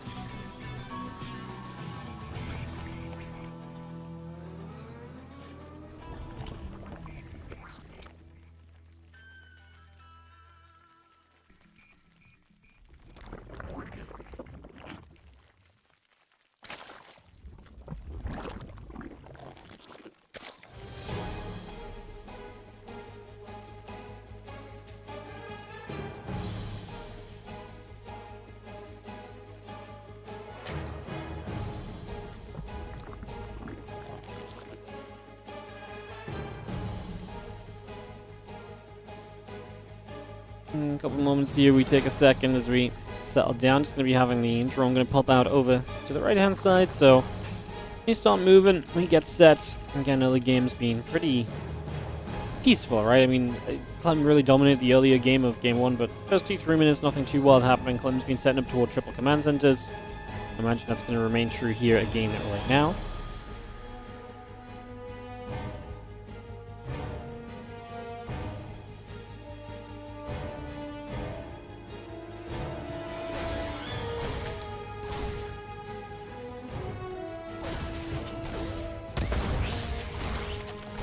As the Reaper begins to come through, looking for some work, looking for some damage over these next few moments.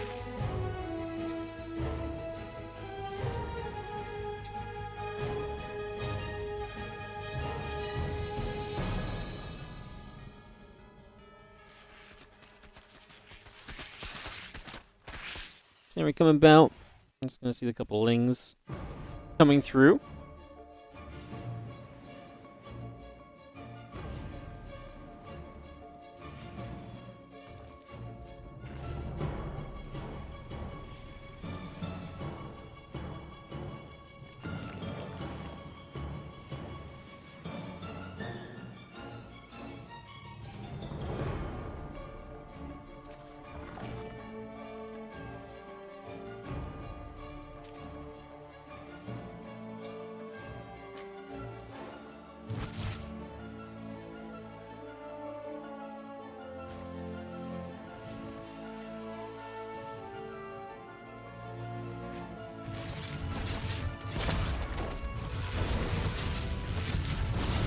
And the Hellions is going to be there, continue to poke around. Again, just a little bit of damage being found with these units initially as we some initial work in. Obviously go back and forth with Queens is never meant to be a super effective trade. But we do start to get a little bit of value out of this for now, so some work being done.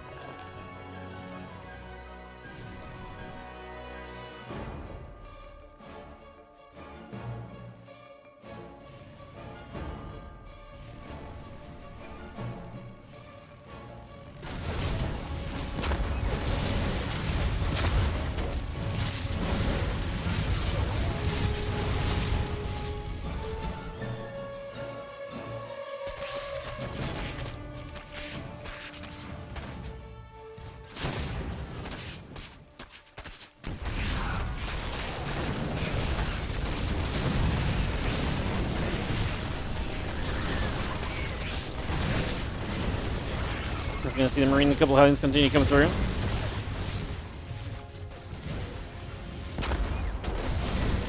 Just gonna be seeing the Hellions go back and forth. Just gonna be seeing the Banshee and the Cloak coming up. 7 SCVs going down. We're gonna have Roaches coming across the map right here.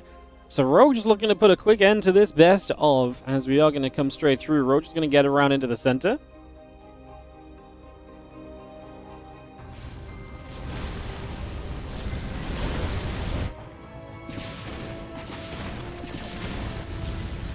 Hellions coming about, a couple of Lings coming through. The Roaches, Lings, and Ravage are coming about as well. Banshee overhead, the Lings sleeping through for a moment.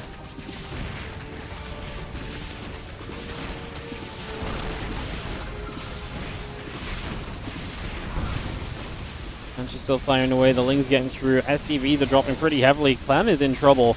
Obviously, the Banshees will clean up eventually. The question is, how much do you lose before the cleanup is made? Already ahead of workers here as Rogue. Obviously, he sacrificed a good bit of army advantage to be able to start doing this, though, so he will be tech behind as our Roaches are currently hunting down the Hellions. It would be nice to get rid of the Hellions, if possible, with these Roaches, because then the Hellions can't come back onto the map themselves to be a nuisance into the future, right? So I think that's got to be something of a factor here as well, something else to consider.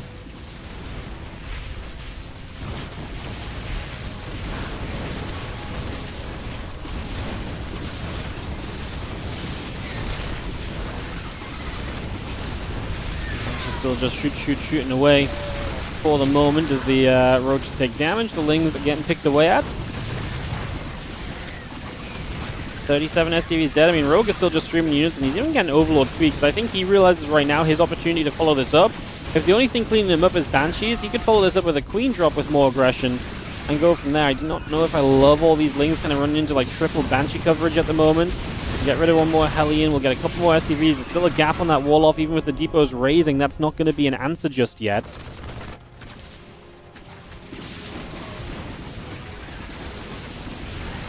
.47 dead SCVs on the side as Rogue is looking to take this 3-0 against Clem. Why is it that when Rogue beats Clem, it's just in such dominating fashion, it feels like? It's never like a close back and forth series. It's just like, it feels like Clem just completely falls apart in this series. As Clem won the last tournament of this tournament series as well, so might be on his way out here. Would be a little bit of a wild result for sure. Upload coming across the map. Like I say, those queens as an answer to the Banshees should start to get us cleaned up right now.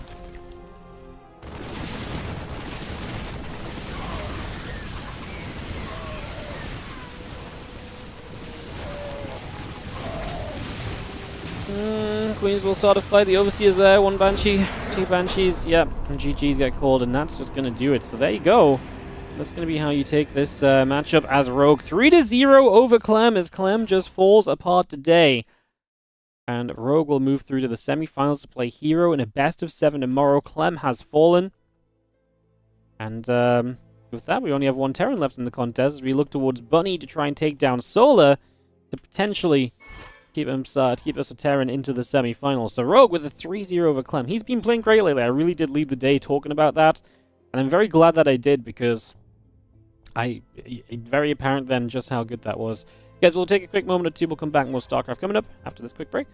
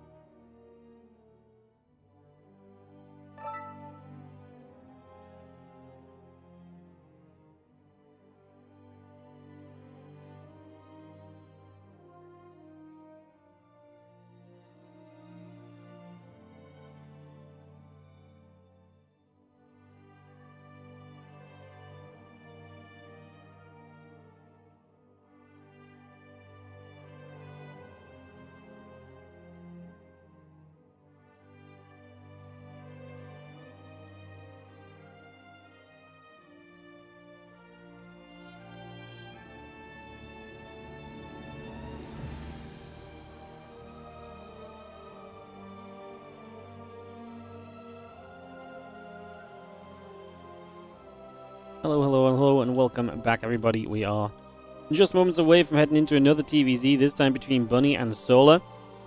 And, man. That's been kind of a wild day so far, hasn't it? Some results. I mean, Heroes Down kind of went the way we expected, but was not maybe the best against. I don't even know if Rogue Clem was the best against. Like, it was an interesting series, but Rogue just kind of seemed to have the edge over Clem today. That was not Clem playing his best StarCraft, I think, is a fairly fair statement in my eyes, at least. Seen Clem play a lot better than that in the past. And, yeah, definitely a struggling day for Clem, so a little bit of a rough one for him. But that's the way of StarCraft 2. It's not an easy game to play. As we'll be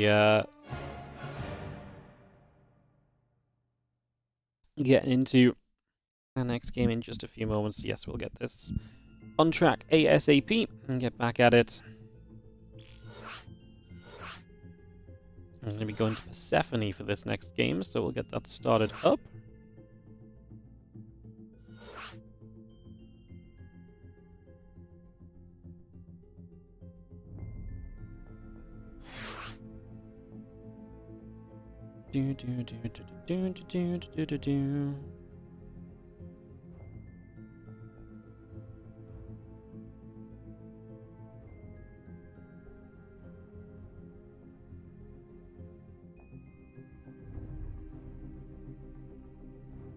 Players are readying, so Solar vs Bunny best of 5 TVZ about to start up as well.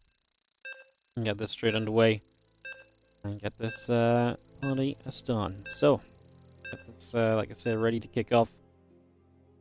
And away in just a few. Let's see what we can do.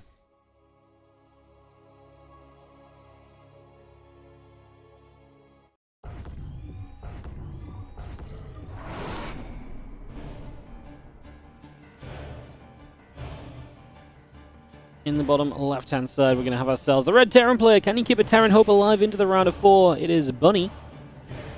As he takes on Solar. Starting on Persephone for this best of 5 series. We get this underway. And we get that started up.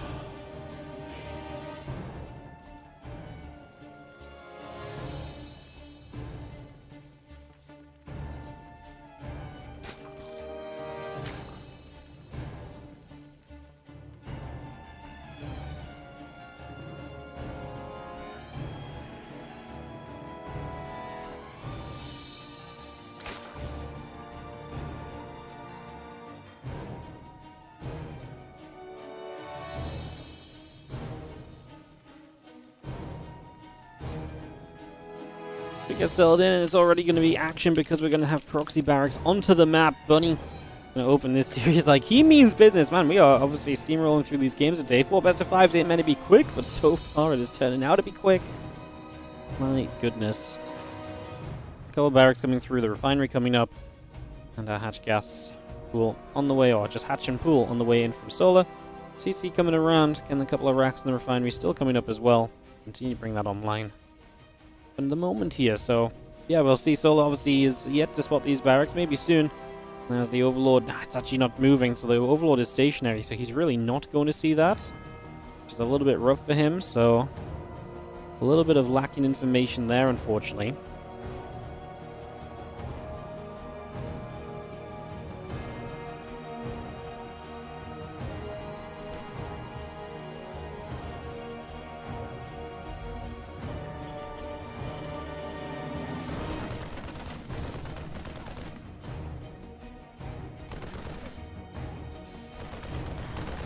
Drones start pulling through, the Marines start to arrive, and we are going to be seeing a good drone pull. Are we actually going to be able to get a couple of kills there? Really felt like we were.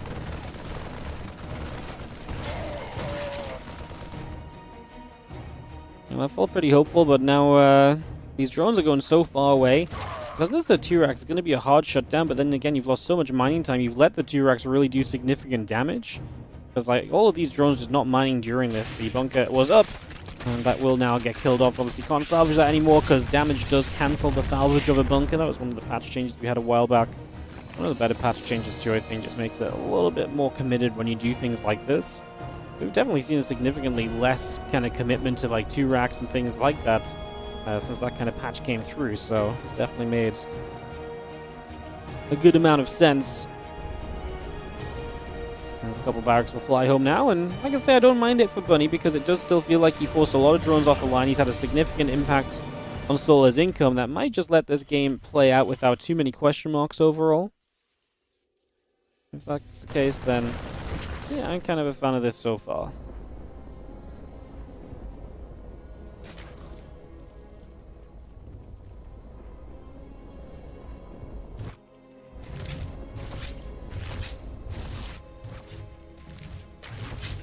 Couple queens is going to go fighting. They are going to hit that barrack, so Rack's getting hit pretty hard for the moment. We continue to pick that apart. The triple CC coming up behind this from Bunny, so like I say, let's see where this game gets taken to now.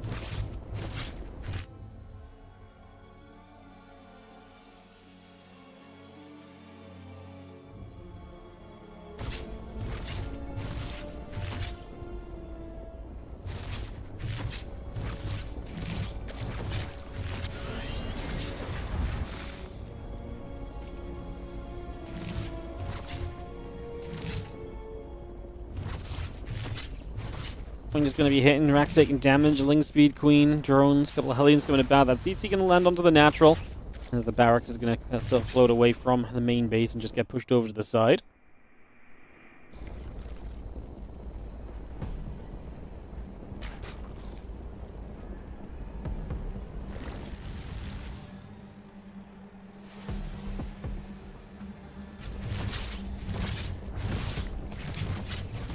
Queens will just start a fight. The barracks taking some damage.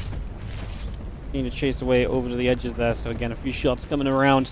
Hellion's going to go load up into the medevac. So Bunny going to try this medevac drop, or Hellion drop follow-up. It was very popular to Hellion drop after 2 racks in the past. Has always been something of an option. As that medevac continues over the other side.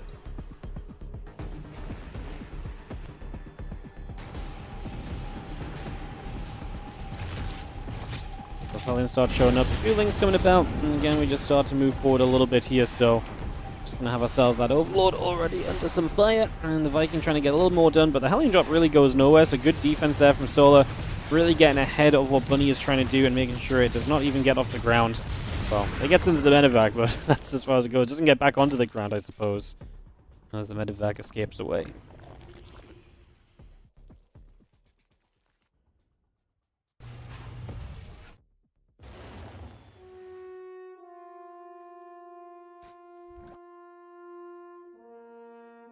Clem has been losing more often lately, and it's hard to give all credit to his opponents. I think I think personally the reality is that we're getting to a point where people are getting closer to EWC again. Big tournaments are coming around once more, and because of that, a lot of other players are a lot better practiced than they have been, right? And so while a lot of players have been in kind of online tournament mode, the practice is ramping up, the level is increasing, and so you are going to see players challenge Clem a lot more. And especially in online events where Clem is maybe used to just kind of being in his online mode, you know, these players leveling up a little bit is going to start forcing Clem to have to kind of match that kind of level rising, which he probably is very capable of doing. It'll be interesting to see how he matches it. But like I say, the level is starting to rise across the StarCraft 2 scene once again. That is the effect of EWC. That is the effect of other tournaments being announced. We are starting to get into that kind of prime time of StarCraft 2 again, where all the players are in their absolute tip-top shape. The StarCraft 2 will never be better again for a few months beyond that, right? So we're kind of getting to that stage. And like I say, I think that's going to be an important factor. And like I said, I don't think that's necessarily like putting a blame on Clem or saying, like, it's not like Clem is not trying as well, but Clem's also just been in kind of, I want to say, it's not quite autopilot mode, right? But he has just been kind of winning online tournaments a lot lately. You know, he's been dominant. So for him, he's going to have to start figuring out what people are actually going to do to try and, you know, now that they're starting to beat him a little bit. And that's where Clem's challenge comes from. As people catch up, what does he do to maintain that level above? You know, what does he start, find? What does he change? What does he fix? That's going to be the question in the coming weeks for Clem. So yeah, I think there's a lot to be said about that as well.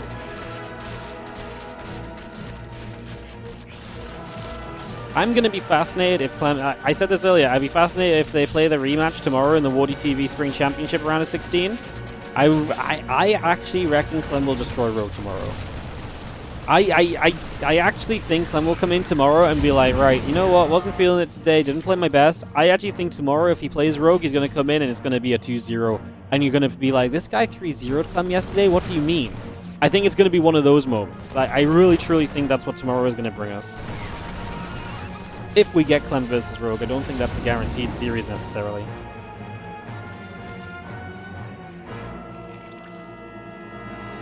But if the matches go our way and we get this, then yeah, I could really see it going like that, honestly. That's the beauty of StarCraft. You know, day-to-day feelings matter a lot.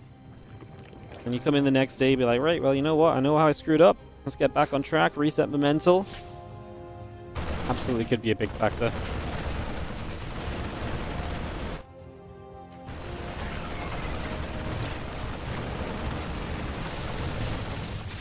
I'm just going to chat a little bit, guys, as this TVZ continues to go.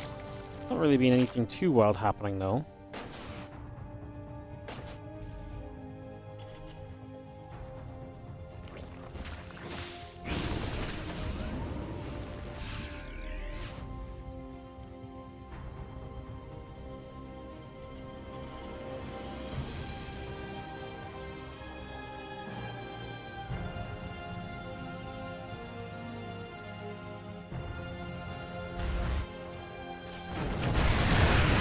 Ling's just going to run straight through, trying to hit this run by Solar. Didn't get the tank thanks to some friendly fire. The tank will go down. That is a nice little grab, getting rid of that there. As Bunny starts to move out onto the map.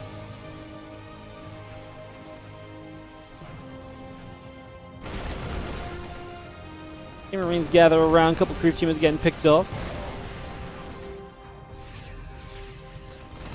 You know what the other thing for Clem is Clem is the only player that's preemptively qualified for EWC. So the pressure is less on Clem to be good right now versus everybody else who must qualify for EWC still.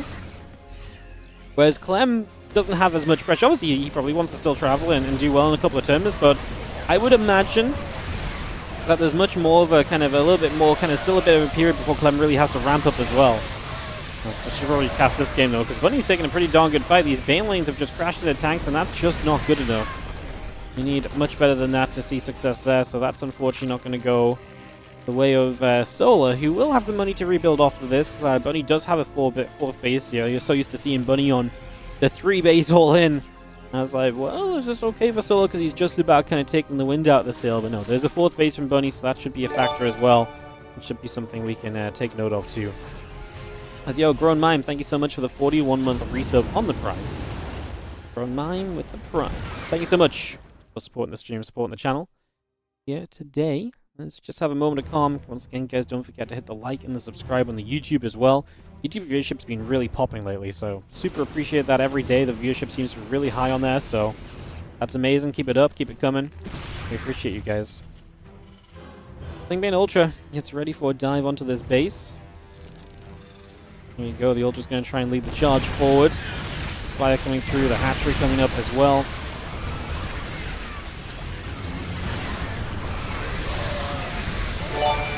Big attack in. I mean, Bunny starts to take quite a lot of losses. I'm sort of surprised by how many losses there are there. In the end, he does turn it around. It didn't look like a pretty position for Solar to be fighting into, which is why I was like, is this really happening? It was really happening, is the answer. As we continue to have ourselves the depot taking a little bit of fire there as well. But yeah, I mean, initially, Bunny actually took some losses, but now he's definitely looking a little bit more back on track again, it feels like. So, definitely feels like he's fixing the problem. And yeah, this game is going to now turn into Bunny attacking. Now, still has a lot of units reinforcing. What I don't love for Bunny is he doesn't have a great answer to Ultras, so I'm not sure why he feels the need to attack or why he wants to attack into Ultras without taking more tech. Like, his army's set up well to do fine if it's sat defensively. Moving onto the map and pushing, this feels like he felt the pressure, and he felt like he had to go, kind of out of nowhere. I don't really see the purpose or reasoning why he's felt like that, if I'm going to be honest. I just don't quite see what the reason was for him to kind of have to commit on that one. And it's just going to lose him the game, moving back across the map. Maybe he felt like the fight he took was actually just so good that it was going to be okay. But obviously we can see that the fight was absolutely not so good that it was just going to be okay. So yeah, that does obviously sting a little for Bunny, who just really misread the ability to go out to the other side of the map there. Isn't Bunny in... I mean, he's a very aggressive player, but you don't win games like this without Ghost. Like, there's too many ultras up here for you to just walk across the map against, right? And I think the thing is Bunny is good enough to know that too. Like, you can be, like, less of a Ghost guy. There's still just points where you need to, you know, operate your tech correctly, otherwise you're not going to be going anywhere, right? And I think that's the point I'm getting at, and I think Bunny is absolutely capable of knowing that, which is why I come out with that expectation in the cast.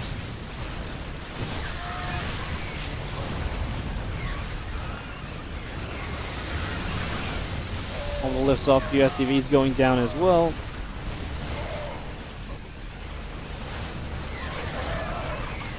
Going to be seeing this Ultra Force will continue to chase through, and that should just come to a pretty comfortable close, as that will be that, and Solar is going to take game number 1 of this best of 5 series. So Solar looking to eliminate all Terrans from the competition if he can win this one off of Bunny, and he is going to get a good start to that.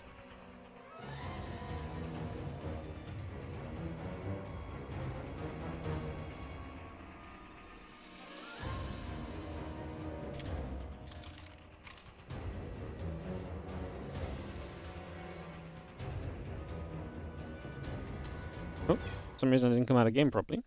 Oops. Alright, I'll take a second here, guys. We'll get back to it. We're going to go to Whispers of Gold for map number 2, so we're going to get it straight on into our next game.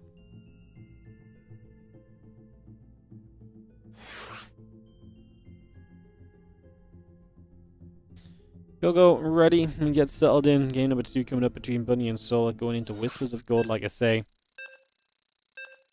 Solar wins this, we're going to have a lot of PvZs tomorrow. Again, tomorrow's best of 7, so we already have Hero versus Rogue. The winner of this series plays the winner of MaxPax Classic, which is also a pretty fun one. What happened with Classic Sarah? What was the score in that one?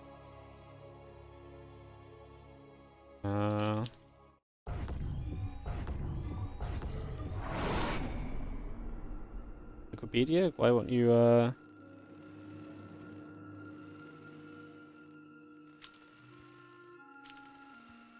Wikipedia literally won't search what I'm looking for. I guess I'm going to game in a sec. So it'll be Classic 3-1. Didn't get to see that series, but I just remember that was a match that I thought would be interesting to see how it went down. Anyways, here we are with a Terran who moved across the map when he should not have done in that previous game. That is going to be Bunny.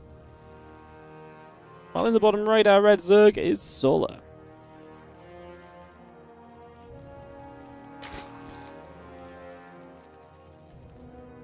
Whispers of Gold here for game 2.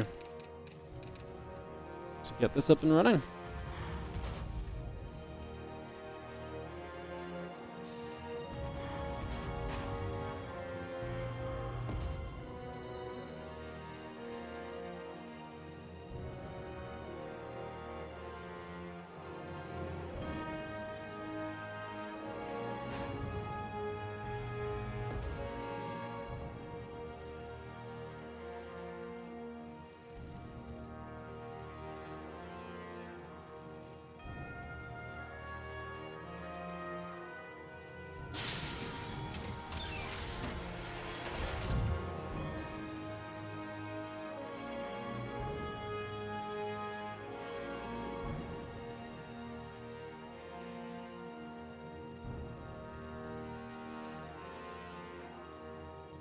Alright, we bring the orbital coming through, the CC coming about.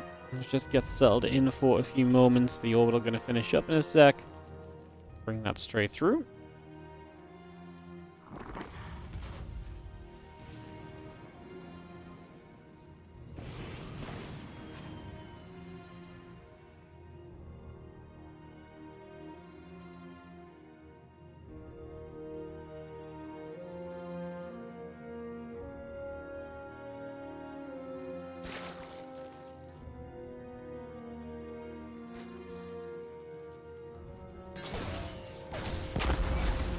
Is going to start poking about a little bit, so a little bit of damage being done for now. 2 shots coming through.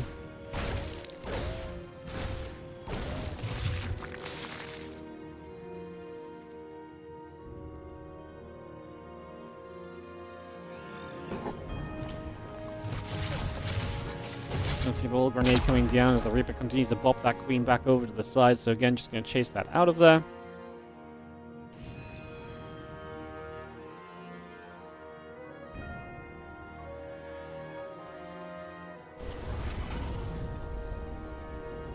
Explores back over. There's going to be CNR CC in the main base getting settled as well. An orbital coming through, the link speed coming up and online. And bring that into play. Just going to have the Reaper continue to fight against those few Zerglings for a couple moments.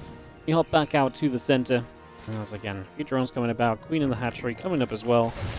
Get all of that on the way.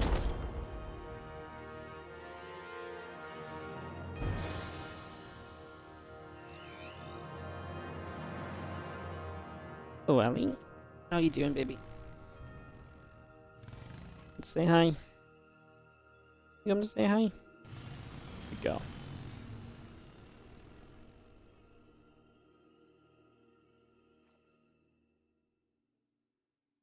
Anyone else get sent to ads until 3 minutes into the game? Yeah, I had to run 3 minutes and there was not a lot of time between games, so sometimes if you click the button and it takes like a few seconds for it to register on Twitch, and the game's already starting, then sometimes it will just go that deep. I'm always cautious about TVZs. I feel like this is typically a matchup that can very easily end up going long, right? To me, this is the matchup right now which has the highest chance of kind of splitting map, going long, so I always just try and be a little careful with the TVZs. Would rather run 2 to 3 minutes over the first minute or two than, you know, risk the game being blocked at a much more important moment further down the line. I'm just going to shoot onto the Queen, so a little bit of back and forth continuing for the moment.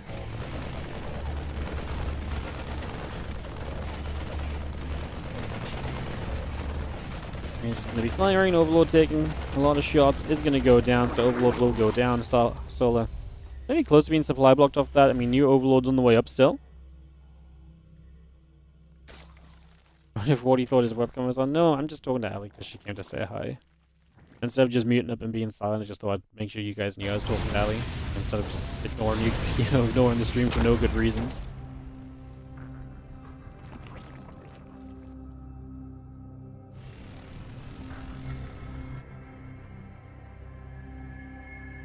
Combat shield coming about, extra marines coming through, the engineering bays get added on as well, so when you bring that up, little medevacs are loading and those 16 marines begin to go out down to the bottom side. So away they go, off on a little bit of a journey. Heading across right now.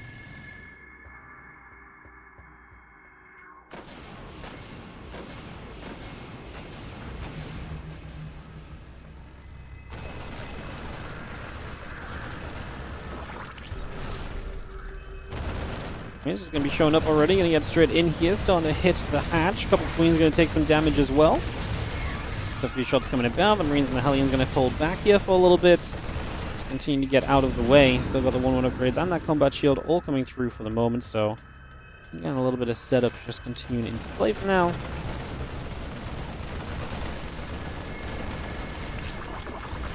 Marines actually going to go after this walk roller here as well. It's just going to try to find a little extra. Swarm taking some shots. The medevacs obviously end up getting a little bit low as well.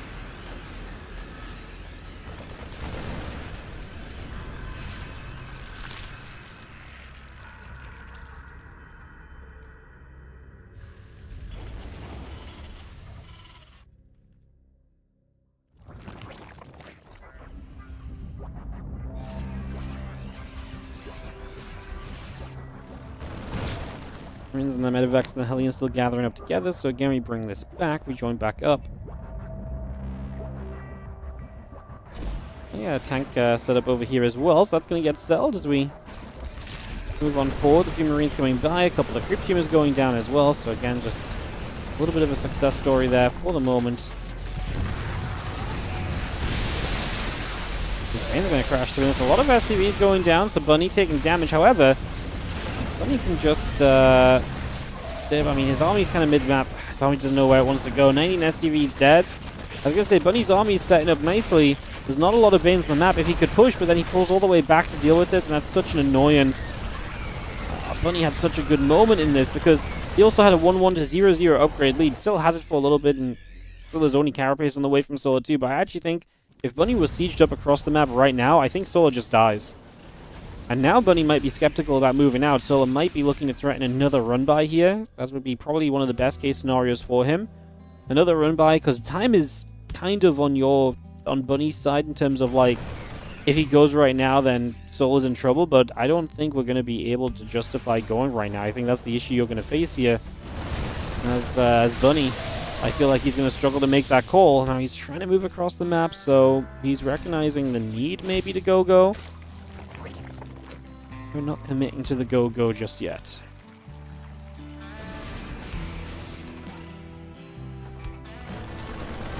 He's going to get underneath. Overlord will take a few nibbles.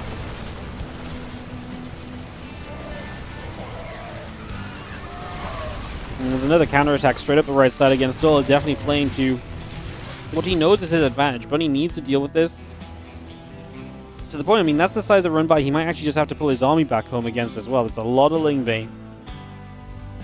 And you just can't let that run rampant around your base non-stop for the foreseeable future, right? And that obviously then kind of naturally becomes the issue.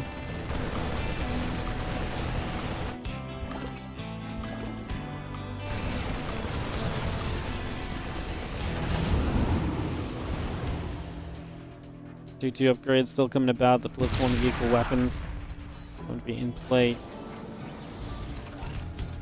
In a few moments as well to power Bunny up. It's still like Bunny's supply. So he's starting up a 4th base, and like I said, I'm not sure if he ever initially intended to build the 4th base, or that's just kind of a, oh yeah, like we kind of have to start moving toward that now because of the way that everything else has gone.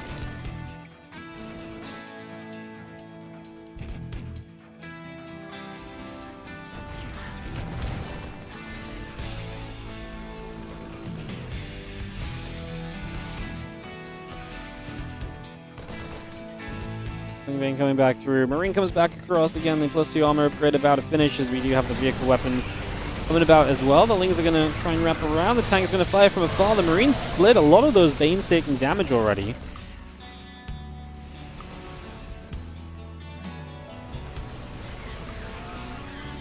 The Marines get rid of a few more creep humans right off the bat, so again, a little bit more damage being done straight away there. More shots coming around as we are going to just, again, hit the run-by as Solar. These Banelings, I feel like they need to get some of the army at this point, because I feel like if we just keep trying to go for workers, the army of Bunny, again, I'm terrified it's going to come across the map and see extreme success. Got to be careful here, pulls back. Some of the Marines didn't have enough HP to stim, which was the issue. So that made things a little bit awkward.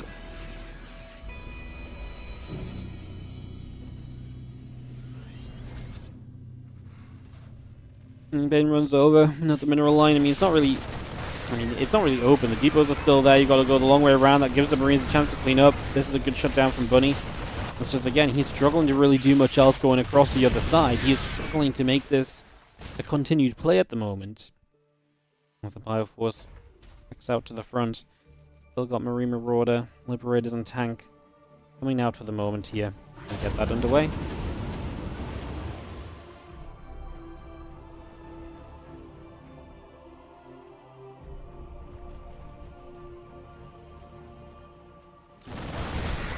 He's going to run straight through. Ultra and the Bane's coming across. The Marines are going to come back around to the front.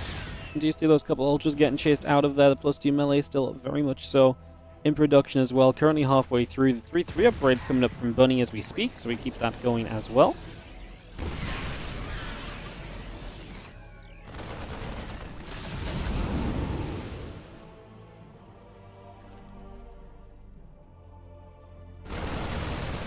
Three still on the way through. The hatchery taking damage. The Bio's going to stim up again. Lings, Banes, Ultras. And continue to charge forward. Those couple Liberators in a good setup. Hatchery is going down in a moment or two, so just going to take that out. And hatchery will fall 4 bases across the bottom side still. So, I mean, finally Bunny getting some progress made with a little bit of a shove forward for himself. I mean, it's been a while coming, hasn't it? It feels as though he's meant to have had those opportunities a few times over before now.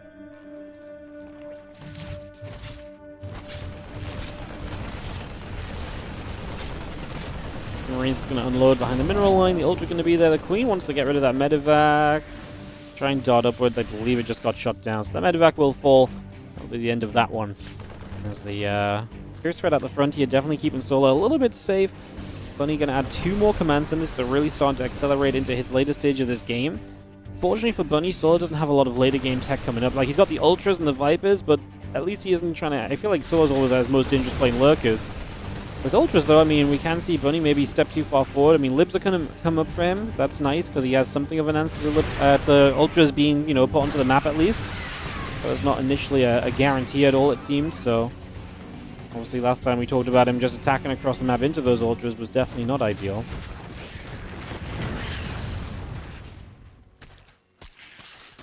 And still nibbling. SCV's taking damage.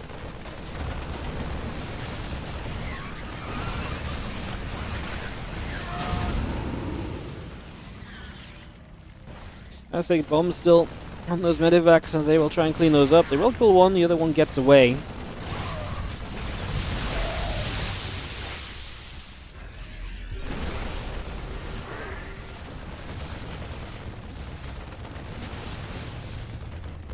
What I do like for Bunny is that he's basically got a very strong foothold in the middle of the map. That's something he can pull back to, and that's where the Ultras probably can't attack into. Obviously, that does maybe make him out of position for some of the run-bys and so that are setting up onto the other side, though, so... You definitely have to try and stay a little bit careful here currently. Ultras and Bane's going to reach this mineral line. The SCV's going to get chased away. Those Balins continue to go hunting. Bang, bang, bang. Okay, nice. We got 13 SCVs in the base. Obviously, got other bases to replace it with. Your command centers can lift off and land there. As you see, this hatchery going down as well. So Solar's going to be put back down to just the 4 bases now.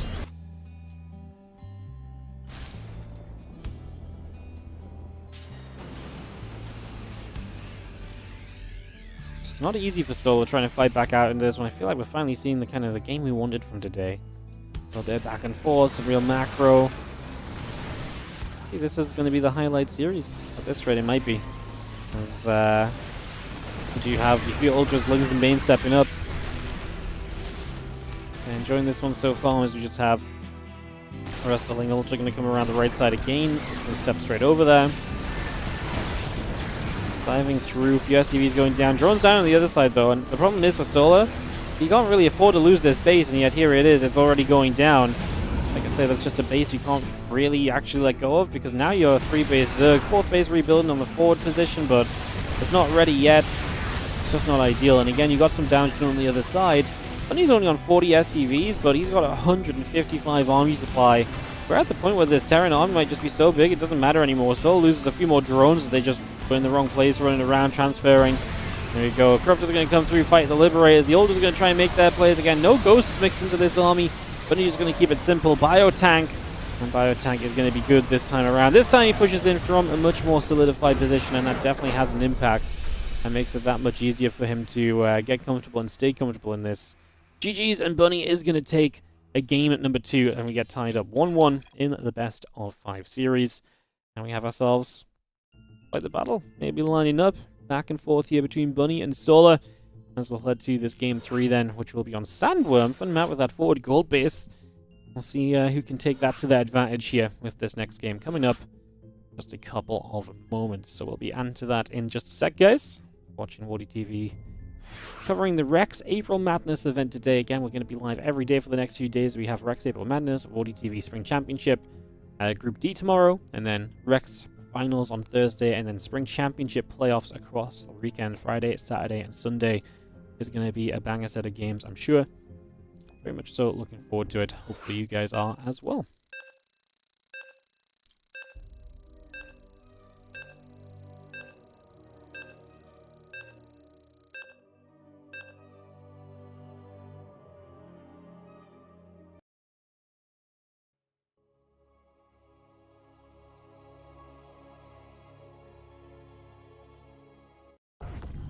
Alright, countdown is on. Let's get into it. So we are going to have in the top right corner the blue Terran player tying this series up 1-1 in today's playoffs. This is a Bunny.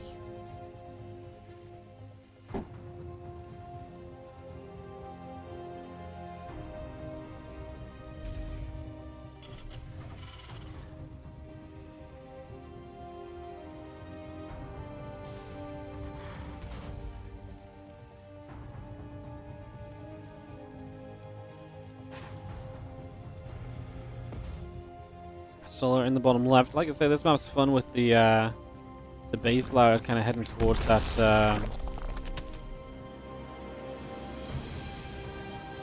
gold base in the center for this matchup. Definitely feels like something that can come into play a lot of the time and be impactful. So, see how much of an impact it has.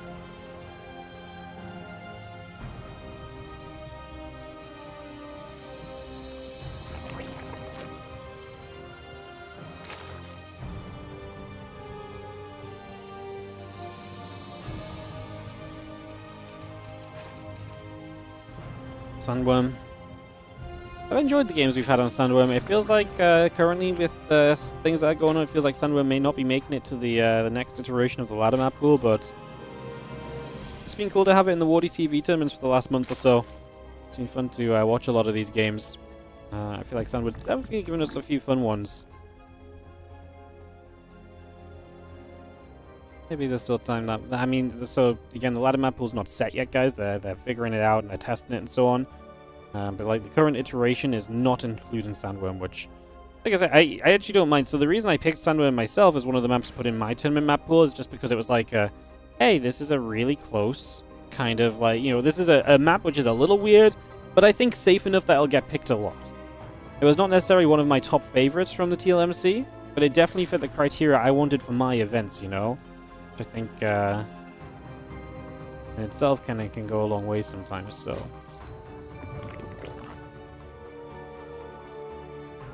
Factory coming through, a couple drones coming about. Our Queen's on the way as well, as the Reaper will drop a grenade down. A couple of Zerglings will get jumped onto by the Reaper. It will start to deal some damage, some work coming out there as he push on through. So a job well done so far.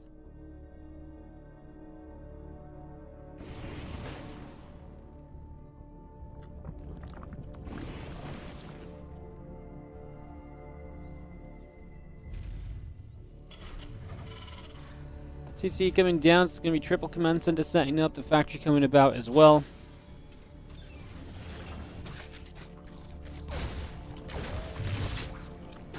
Queen steps up there, Reaper will take some shots, the drones are going to get blasted around as the grenade comes down. Creep tumor at the front as well, coming into play.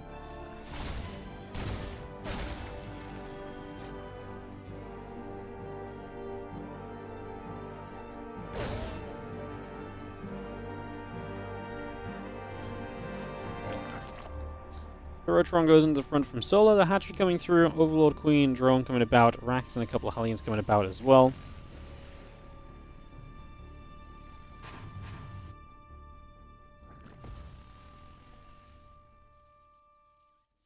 Get settled down for the moment.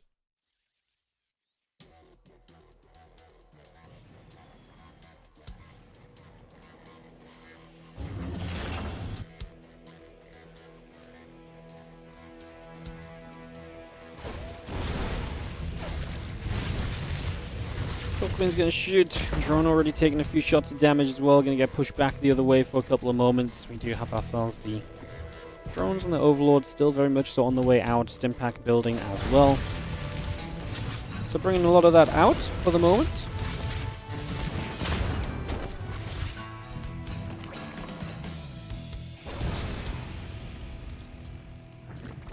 Roaches coming out here from Solar, so looking to try and apply some pressure with those Roaches early. A couple of Marines stepping across.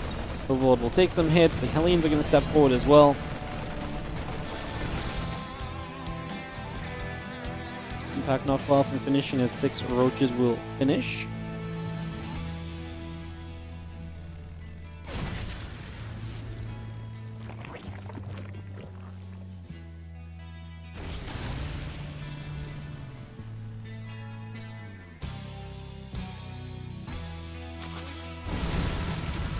Seeing these Roaches here, I mean, we've got Marines on the way up, Stim on the way through.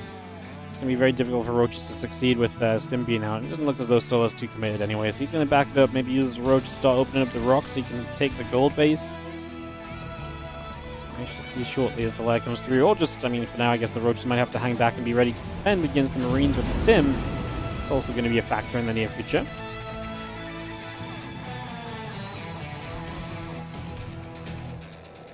Carapace upgrade coming through, the extra Roaches getting set.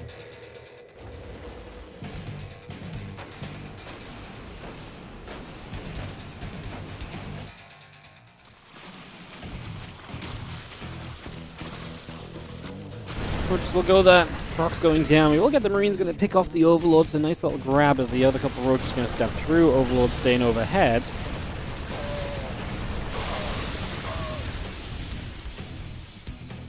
Marines get pushed back.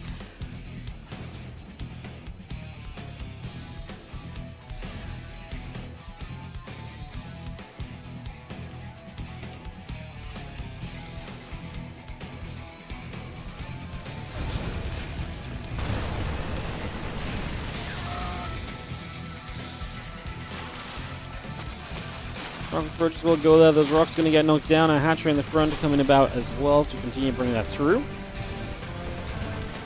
I'm just going to step down the bottom. Marines are going to load back into those medevacs. Just going to pull those back away. Got to reset for a couple of moments.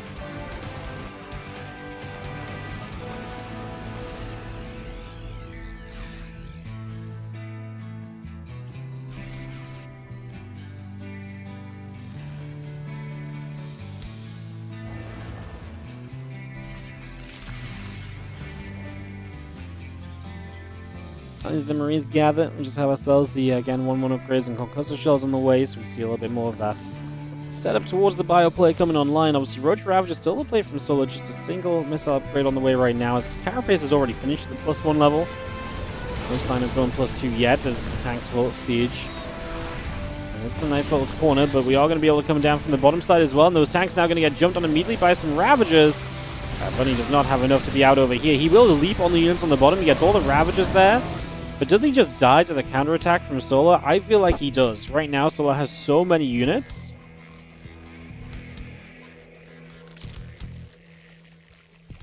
Roach Ravager pulling all the way back up the top. CC sets up as well. A few Marines are going to be there. Roach Ravager. There's just one tank on the high ground, and that's really the only good part of the defense right now, unfortunately. I hate to be so blunt and abrupt about it, but it really is not looking pretty at the moment. As the Roach Ravager pushes the Marines back into the natural. More Roach Ravager coming across. Tank is going to siege. A few more Roaches going down. A couple Chinchins getting picked away at it as well. We're just going to be seeing the couple corrosive files. Marines get turned away once more. And still got the 2-2 starting up from Bunny. I mean, pray for him to start the 2-2. The reality is going to set in soon that this one is looking very much as though Solar is going to be taking charge of this best of 5, going up to a 2-1 lead in this series.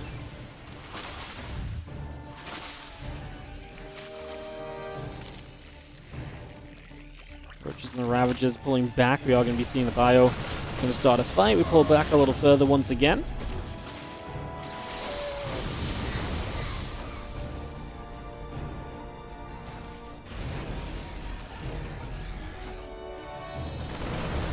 Oh, a little bit of a move command from Solo. I'm not sure if that's really going to be that impactful. That tank is not going to last long. There's one more tank on the high ground. Can we stand our ground? Can we somehow make this work? The tank on the low ground is already dead. Yeah, the tank on the high ground I do not think is going to make enough of a difference here. This one does look as though we are coming to a close sooner rather than later.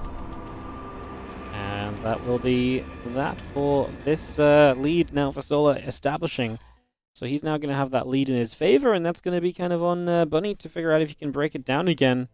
Once more advantage to Solar in this series, but obviously now ready to resume. Minute 8 and just one tank. Well, he had the 2-tank push that got denied, right? Like, he lost tanks out on the map was the problem. He should have just never been pushing against an army that looks like that. He wanted to kind of... I think he wanted to punish Solar for taking that gold base already and basically just be like, hey, you can't get away with a gold base. You don't get to just take that. That's not cool. And then Solar's like, haha. I'm not just taking a gold base. I am, in fact, actually, yeah, I'm not just taking a gold base. I'm massing Roaches and Ravagers, and I'm making a lot of units, and that's going to be very good for me. And then Bunny was like, oh, fair enough. That turns this into a very bad situation for me in return. Race is getting set. Bunny Solar game number 3. Game number 4 coming up as it's a 2-1 lead for Solar, looking to close this out and again eliminate our final Terran from the competition. So usually we have Clem at the very least, rising that Terran flag and waving it till the end, but not in this one, and that makes it so that we might have a non-Terran top 4. So we have got ourselves in the top right, though. He's bounced back from one deficit in this series. Let's see if he can bounce back from another. We've got Bunny in the top right of our home.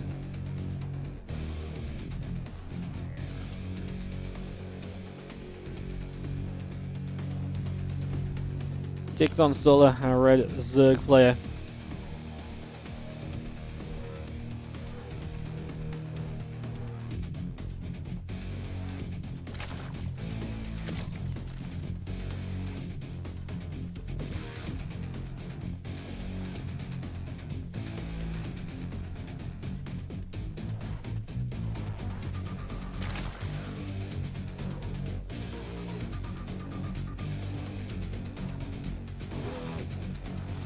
Our home's an interesting map as well. It's one that we don't get played as much, so there's that kind of aspect to it. I wonder if Bunny has a good push maybe on this map, a good way to take advantage and just to send him to an advantageous position. Potentially the possibility of getting himself a win here today.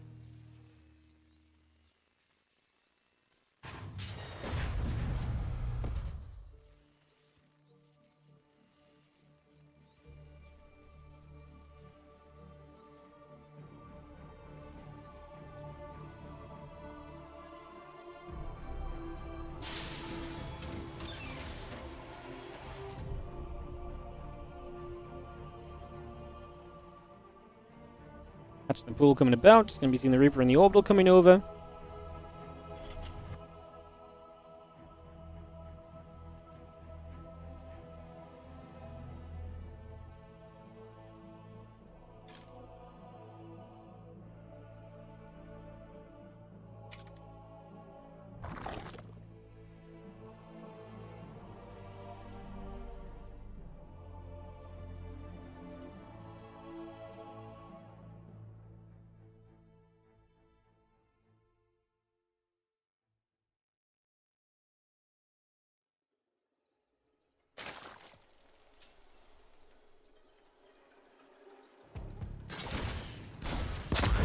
We're just going to shoot.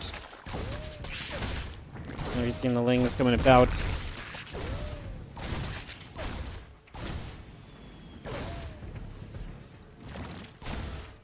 Go back and forth. When going to be there?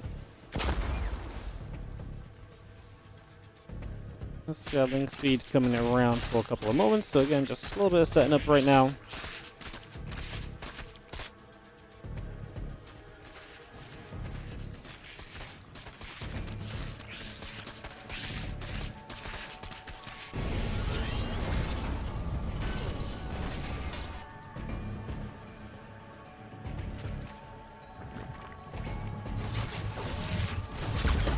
Just gonna get bounced back. Creep team is still coming about. Just gonna be having ourselves the starport coming through, the CC coming in.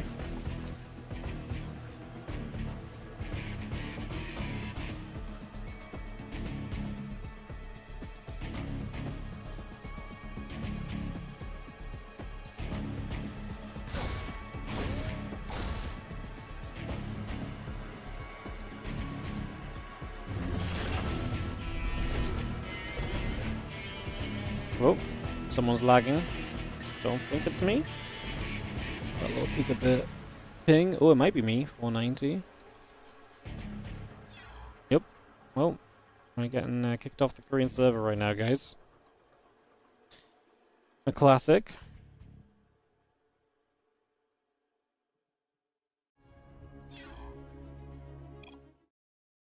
It's unlucky. Give me a moment, guys. I'll just open it up on someone else's stream. Green Sails just decided it doesn't like us.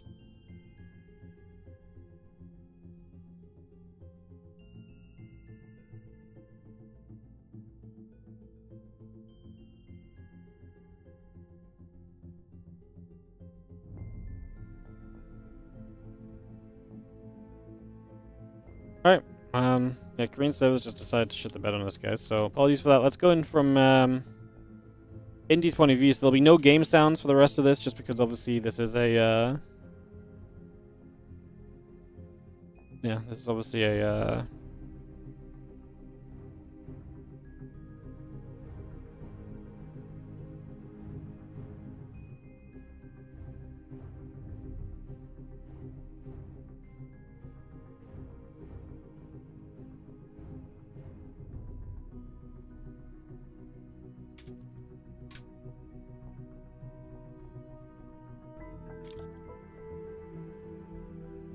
Yeah, so sorry, this is from Indie Stream right now. Just answering someone. So this is from Indie Stream right now, so there'll be no game sounds for the rest of this game, guys. So apologies for that. And just the Korean server shit in the bed. Obviously, my internet's fine. Just sometimes the connection to Korea goes a little bit tits up. That's what's happened there.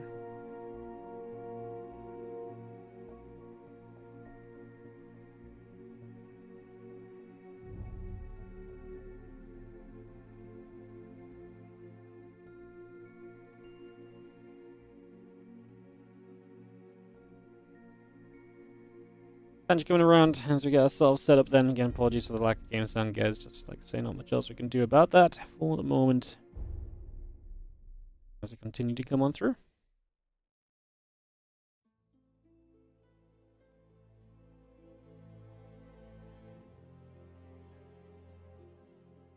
I believe what James coming about, the bane that's coming up. Can I make the sounds instead? No, people ask this every time. I can't make good StarCraft sounds. And I know this from many years of experience of having to do this when we have to do this watching from a stream. So I promise you, my StarCraft sounds ain't no good. At all.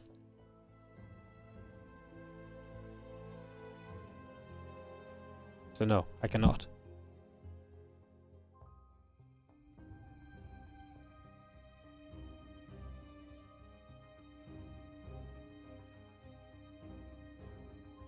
There's the Reaper coming about. Banshee going to be there. Hatch going to get taken out as well.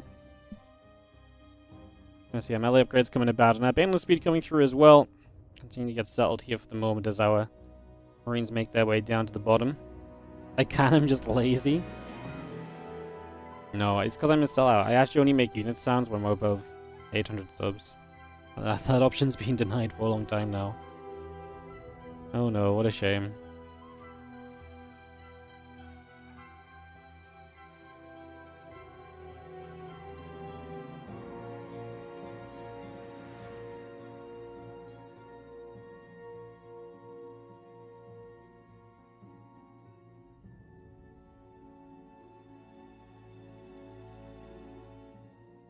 His feeling's gonna get in for a little bit of damage, so a little bit of work being done there.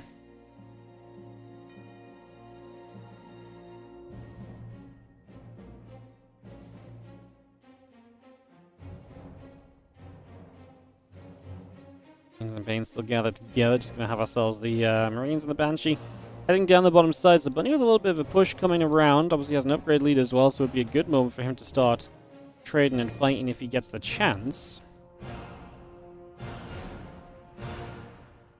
Rest of the Ling Bane coming about. We scan overhead. Hydra's coming around. Melee upgrades still coming through.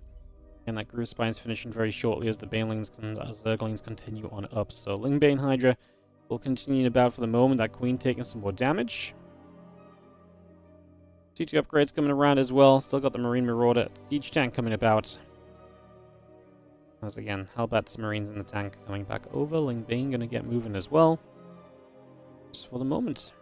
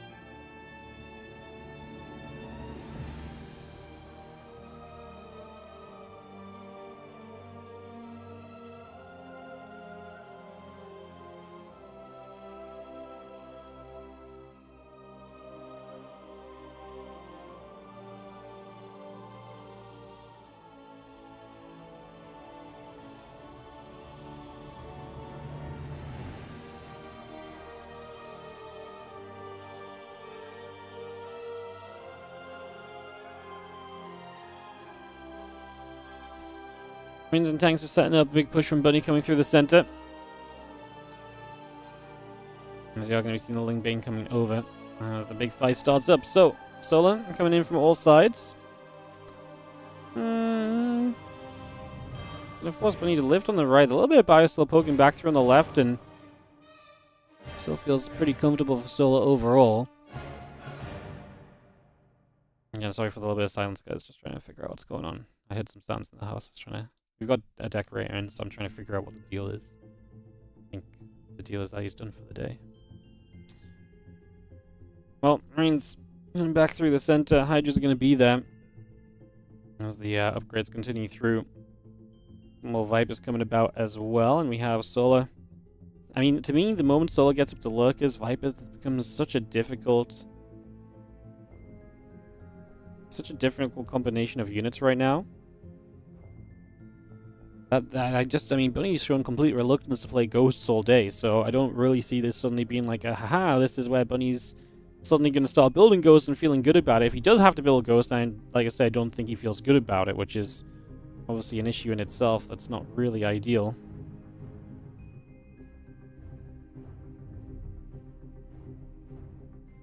And the tank set up right in the center, the double medevac in the top, and try and come through too.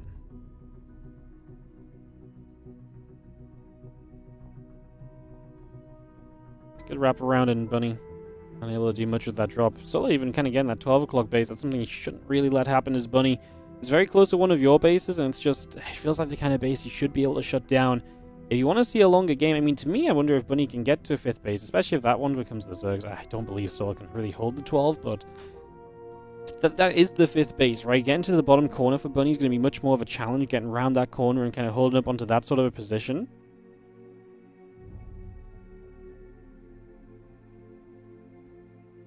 Cancer on the top. Settled still.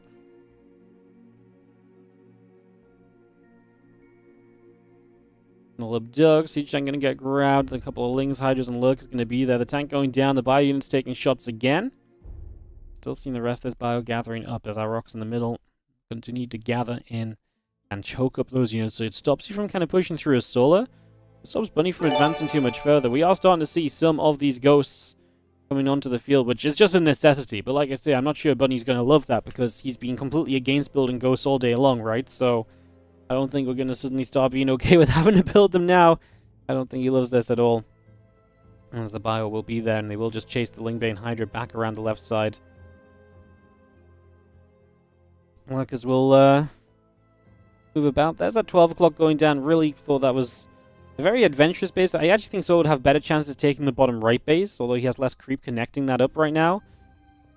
As these Lurkers have made it to this planetary fortress, and apparently we're just not responding to this. If Bunny loses that, that would be terrible. The Lurkers are still a few more SCVs getting to repair now. I was going to say, for the moment, they were out DPSing the repair still. But that does just get saved. That's a huge moment. A couple more Lurkers that might have gone down because Bunny just didn't notice it in time. He is obviously replacing with other CCs and so, one of which has just gone down on this left-hand side, and others that are building over here. So you're getting into a position where you can replace bases somewhat easily. Still not ideal to lose a base, which you don't need to, which is why it's nice that Bunny saves it, if only by the nick of the teeth. Thank you so much, Ian, for the gifted subs. Gone out of Wee Shark, Saipunet, Nils Ragnar, Echo Soldier, and Cosmic Shocking. Appreciate the gifted subs as always. Thank you for continuing to support us. The Nidus into the main base from Solar.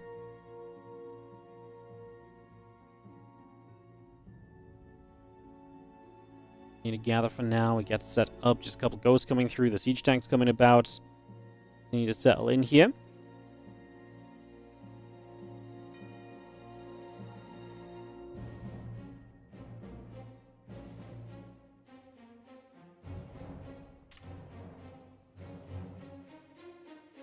Flame Cloud going down. The rest of the Lingbane Hydra moving about. And those Lurkers is going to continue to go whack, whack, whacking. The ghosts in production plus 2 vehicle weapons coming up. And again, the Lurkers continue to go into action here. 11 SCVs have gone down, a couple of shots coming over. Hydras and Banes getting dropped as well as we speak, just for now. A couple Niduses getting shot down as well. The Marines and the Ghosts continue to take some damage. Going around the corner, a couple of tanks get taken down immediately. We have the Hydras get rid of that Liberator. We did, but a lot of them got blown up with immediate effect as the Lings, though, hit the mineral line, and Bunny gets bullied once again, losing a chunk of SCVs. So a bunch of damage taken right there.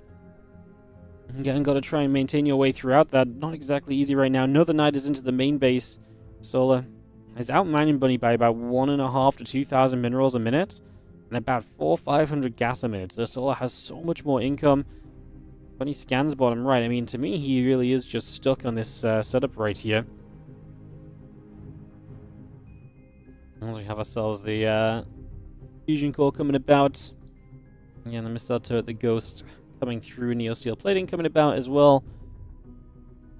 Need to move on through as our Bio Ghost still gathering up together for the moment. Lingbane Hydra gathering around. There's another Nidus setting up. Missile turret coming through. The Lingbane gonna start getting towards some of those Marauders. Nidus network will fall. Still the Bio joining up the Medivacs as well.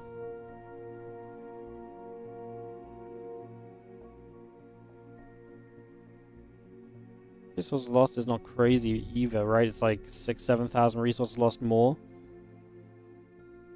on the side of Solar. So that's very, considering the mining difference, it's a very affordable amount of difference to have in this game. And he's going to deny the 12 o'clock again, so that base will go down. It's kind of weird because it's like it feels though it actually cost Bunny a bunch of units. I was going to say it's kind of a weird one because Bunny can't really get off 4 bases, but Solar's going to really struggle to take the bases that Bunny can't quite take himself. Usually in TVZ, the Zerg can at least get a hold of the Zerg bases for a little while or something along those lines, but yeah, that's not really happening so much at the moment. So yeah, a little bit of a funky one. Let's just see our scan coming through. We start to get some of the creep in the center of the map. Of course, that potentially invites this army of Solar to come collapsing in once again. Again, yeah, the income advantage has been hugely favored to Solar. We've definitely taken note of that over the last little while. There's been no surprises there, quite frankly.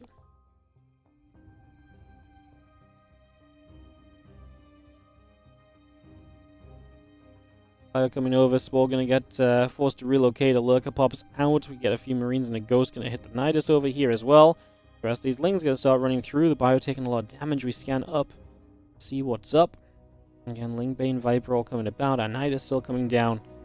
Just for the moment.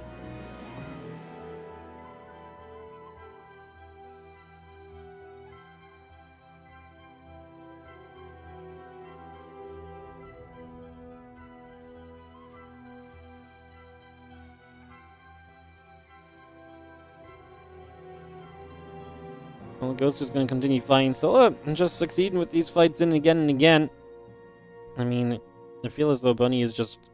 Again, he doesn't have the economy to kind of keep on coming back into this on repeat. It's getting very close to this being a Solar victory, and that would just not be for this game, but obviously for the series too. The Lings keep charging up. We're going to see another siege tank in trouble straight away. Hydras and the Banes gathering as well.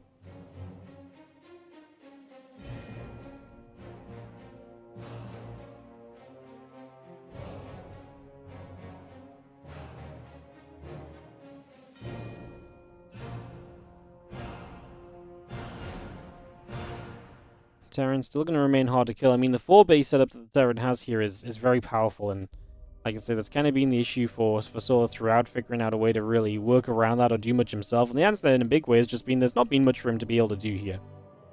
It has been a lot more sitting back, but he is finally breaking further and further into this base each and every time. It feels like Bunny has given up more and more ground, and I just do not think he can continue to maintain this at the level he's been trying to maintain it at.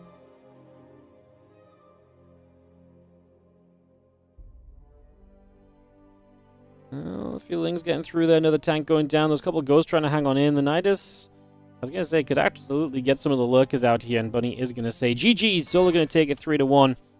And we are going to see that go in the way of our Zergs. There's going to be 2 ZVPs tomorrow. As I believe up next will be Classic versus MaxPax. So we'll get that going in just a couple of moments. And we will get this started off, guys. So, a couple of moments. We'll get this underway into what will be our final matchup of the day. It's been kind of a speedy one, as we have just been moving through and through.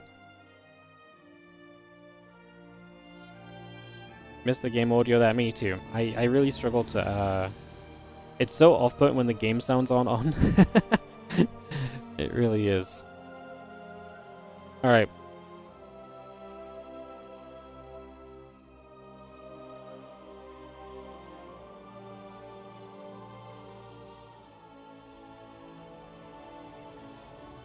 Yeah, guys, my Korean server just lagged out, so because my Korean server lagged out, we just joined Indie's stream and we just watched from Indie's stream so that we could still watch the game. Obviously, the game music was coming from my StarCraft 2 menu, but obviously I can't have game sounds, because if I have the game sounds, you guys would hear Indie talking, and obviously if you hear Indie talking, then, well, that's very distracting too.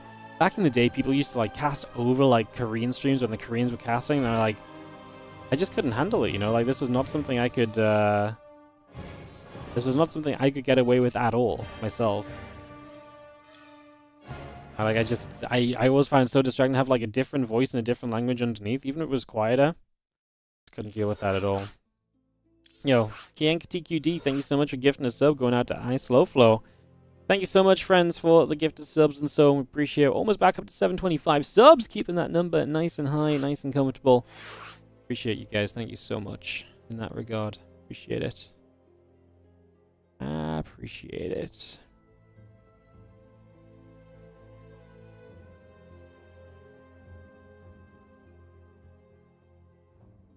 Alright, we'll dive through in a moment or two. They still do for ASL streams? That's ridiculous. I just can't, like, the different language voice talking underneath. Oh, I just can't handle it at all. Hey, what's up, Twastad? Thank you so much for the 56-month resub on the Prime. Appreciate it. Thank you, thank you.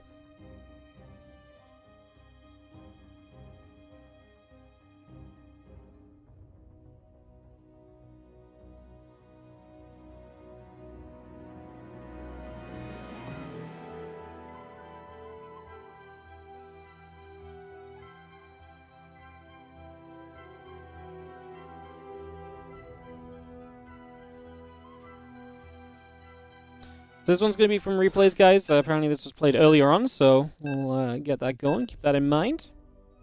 And head into this PvP between MaxPax and Classic. So, loading into Arrow Home for game number 1. Let's get this underway. Solar waits for the winner of this series in the next round. Let's see what this PvP has in store for us then. In the bottom left, to start us off, we're going to begin with the blue Protoss player. This is MaxPax.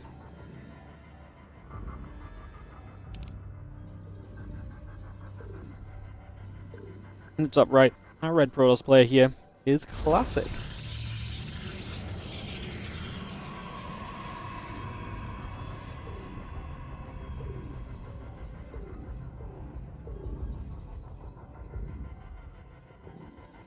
So PvP, and a low ground pylon already from MaxPax as he sets up here on this map that does have that ramp, so obviously it makes sense to try and get an expansion off. But Classic going to go high ground gateway. We'll see what he would like to try and do from here. We'll see what his plan may be.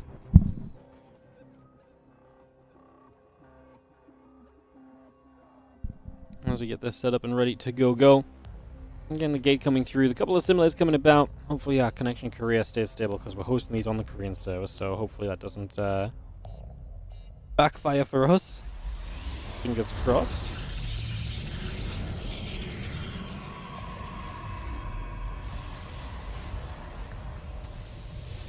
Let's probe just scouting around. Classic going to play the double gateway, so he might have some aggression plan to follow this up as well. That will be a possibility, so something we can look at as an opportunity. So we'll see how that potentially sets up and gets going.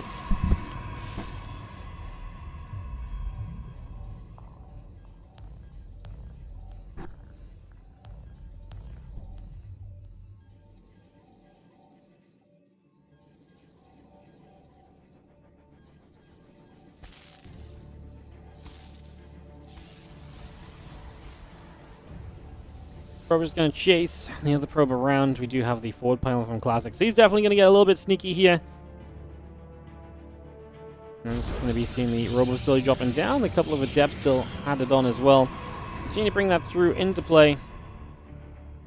And get all of that set up for the moment. So again, looking reasonable as we get ourselves into the first moments of this aggression from Classic. Not too much of a surprise. We saw MaxPax lose out to Trigger in the WardiTV Spring Championship the other day to just aggression, and was not able to hold on. We'll see what he's looking like today, see if his defense is intact and in a little bit of a better place than it was the other day. As we do have the Adept getting rid of that probe, and MaxPax to the Adept will move out. He actually sees the pylon though, so MaxPax could check what this is right now. Even if he just moved his probe there, I think he would see it, but he's just going to go around the corner, check as well. Probe facility is spotted. We pull away with the probe, and a couple of Adepts continue to go down to the bottom left side as well, as they get blocked, so they will not be allowed in. Stargate from MaxPax, so that defensive structure already coming up, the battery at the front, and we'll see what exactly the plan is.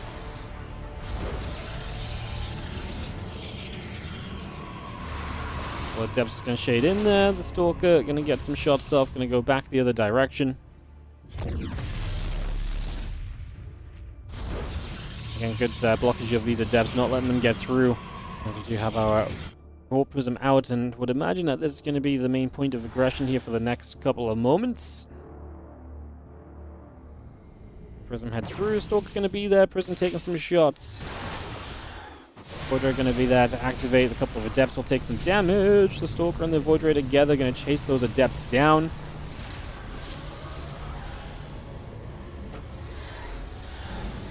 More Stalkers warping in. The Void Ray Warp Gate still producing the gateway and the probes coming online as well. So we get all of that coming up right here. Continuing to get comfortable just for the moment. Do we have enough for Classic to break on through? The couple of Void Rays together. I'm going to try and obviously do a lot of holding. The couple of batteries. The main reason why you're much safer on this map is because of the ramp. It's much harder for Classic to attack up into that ramp compared to usual when you kind of, you see MaxPax defend this with flat ground on the natural a lot of the time. So this is definitely a challenge. Those Void Rays still prismatically aligned, so that's really just a timer in which you can't really commit in as Classic because you would just take a little bit too much damage in the process. Void's turn around, a couple force fields go down. Stargate still chrono boosting out this Void Ray as well. Stalkers will get back to hitting. It's going to be seeing our couple extra Stalkers coming back through. A couple more shots coming around. The Voids will gather. And again, the Zell coming over, the couple batteries coming up. We have ourselves the Prism. Going to give the high ground vision to get rid of one of the gateways here. A couple of the Stalkers still dropping down.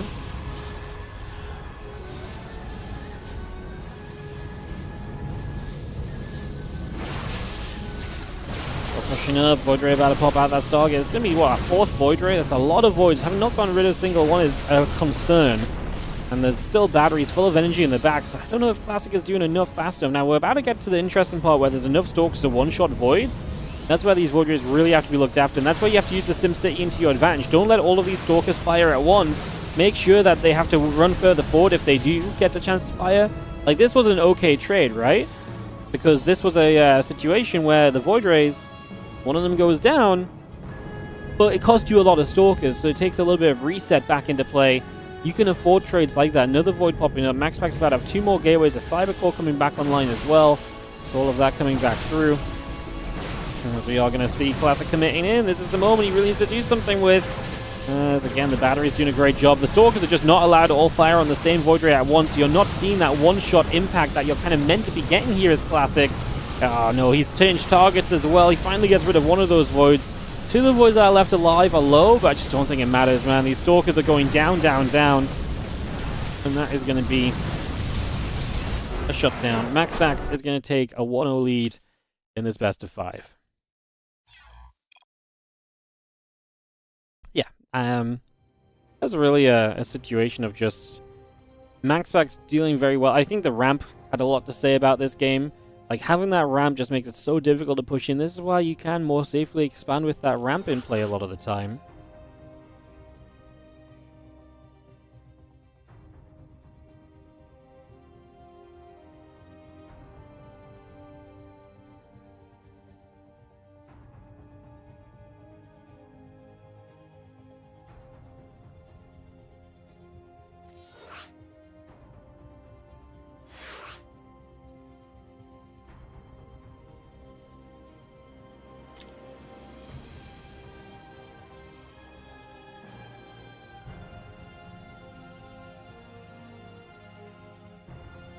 Alright, we're in the Lobby for game 2, guys. Just a moment, we should be able to get this going.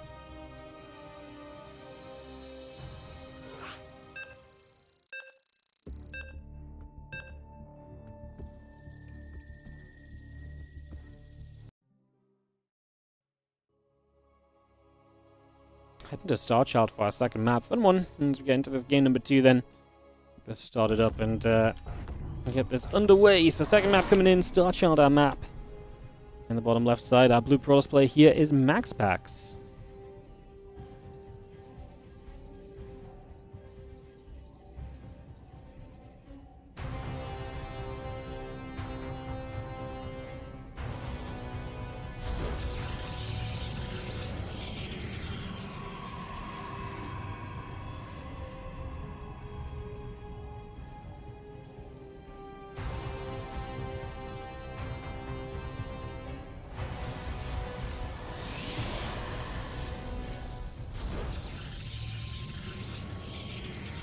So, MaxPax Classic, game number 2, Classic in that upper right-hand side as we get this up and rolling here, and we look to see what will go down.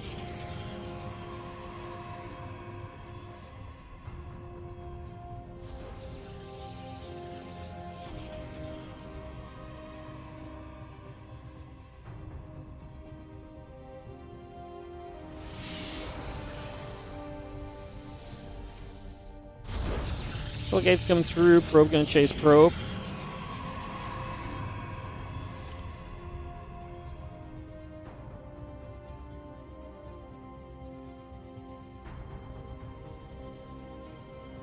So gate coming about. Cybercore coming up on both sides. Still got our probes coming through. Obviously this is going to be a high ground gateway from both. Classic just playing the second gateway for the moment and get that up and running.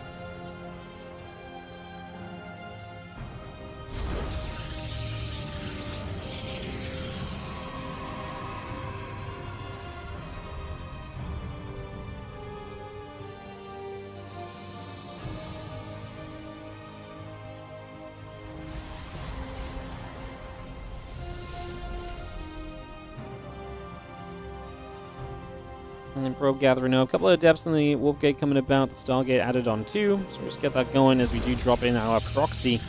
Classic's going to proxy the Robo again. So he's going to have 2 gates into the Robo for a second game in a row. MaxPax getting the defense in game 1 and we'll see. How's the ping difference? Do you think it has any impact on the Korean vs CU matches? The ping is pretty similar for both because they play on NA. So they swap between Central and West servers, so Koreans usually have ping advantage one game, the Europeans have ping advantage the next by 20 to 30. Sometimes 30 to 40. I think it has an effect more so on certain players than anything else. Like certain players say play certain styles that can be more difficult with ping, or they don't adapt to as well to playing with the ping. I think generally that's the bigger concern versus just being kind of favored overall. So yeah, it has an impact.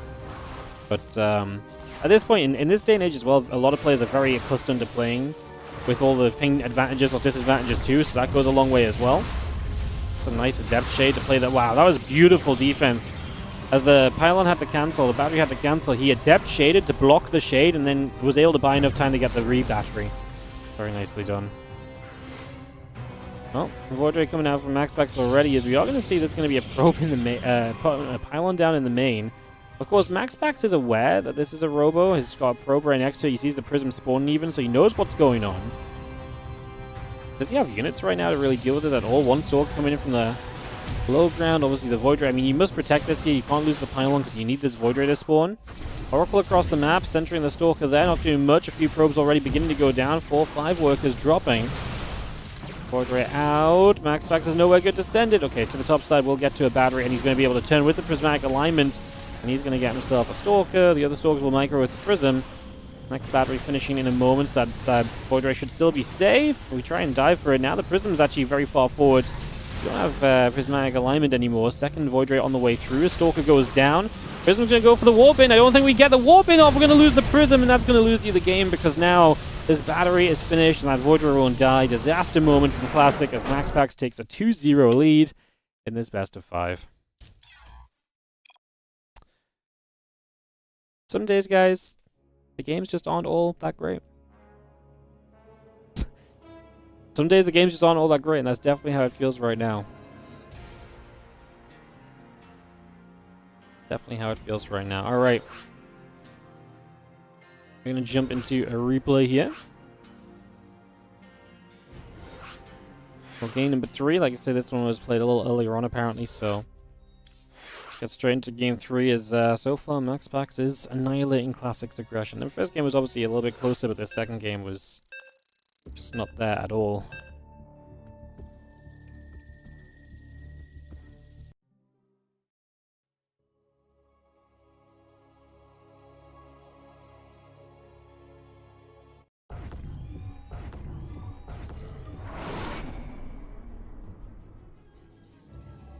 On the top right-hand side, we're going to have ourselves the blue Protoss. This is MaxPax. He is up 2. And this best of 5 is in the bottom left. Our red Protoss player is Classic.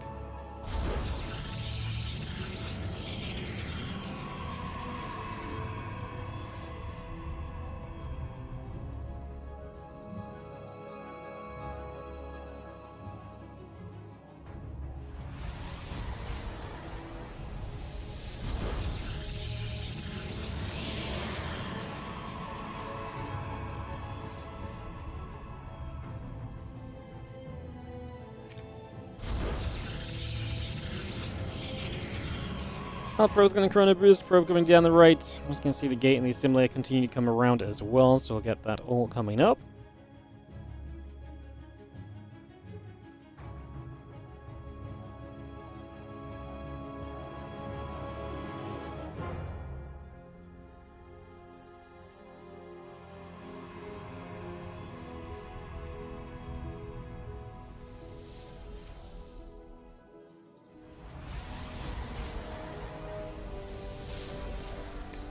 We're just going to come about.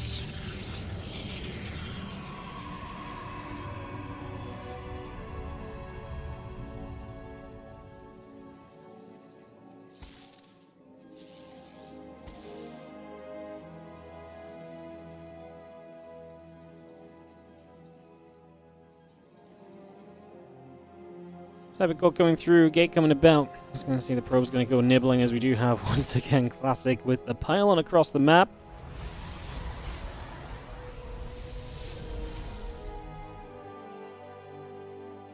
Pylon just comes down, Stargate gets going, and gets set up for the moment.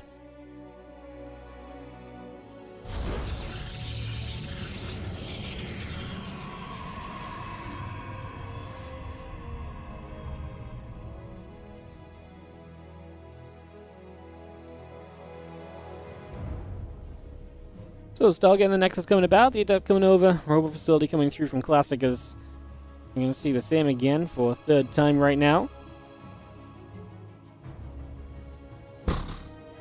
I'm not a believer at the moment. Let's see how it goes. Just gonna see our Adept coming about.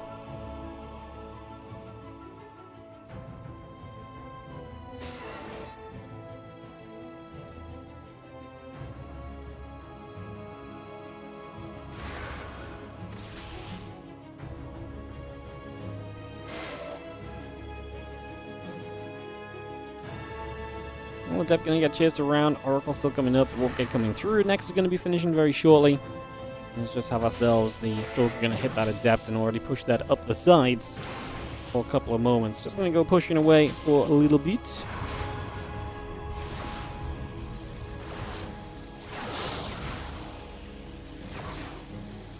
This force still just gonna lock in.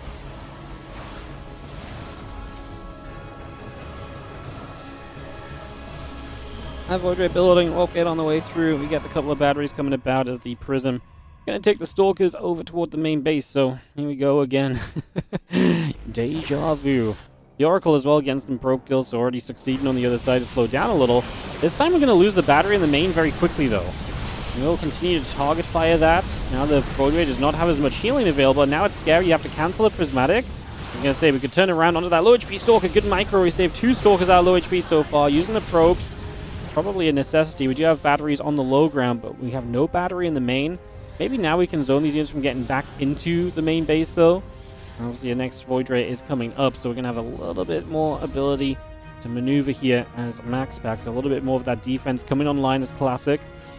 If he wants to go back in the main, it has to be a full elevator as well, and he's going to see it right now, so he can get a little bit of an edge on this, but actually MaxPax has just stepped away. He's going to prismatic onto the Void, onto the Prism, but the battery is still not done yet in this main. We need to pull the Void Rays down to the bottom. We're going to have to pull probes again once more. It's a commitment onto the battery.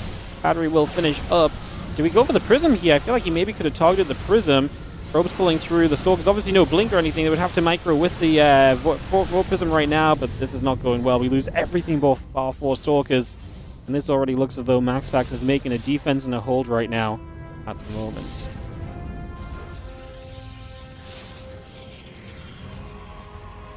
Well, a few more units in class are coming around the front. The Void Ray about to finish. Yes, guys, this series is a replay, just to confirm. The Stalker's going to go shooting, hit this Nexus a little bit.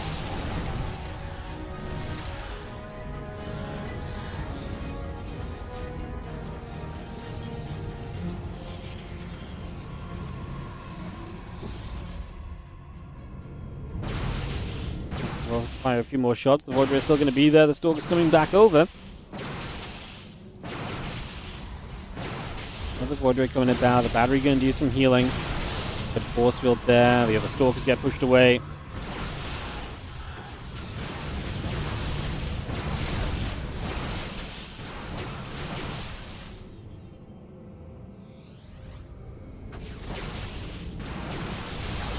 Still taking some shots. We are going to see those Void Rays activating again. A bunch more Stalkers going down. So it gets picked off as well. The gateway coming through. Still the Nexus getting pinged at.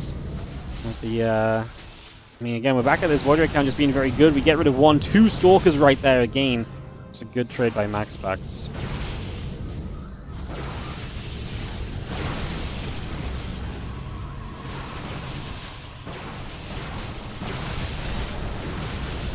More Void Ray, 2 more Void Rays going down. Stalker's Sentry still taking hits.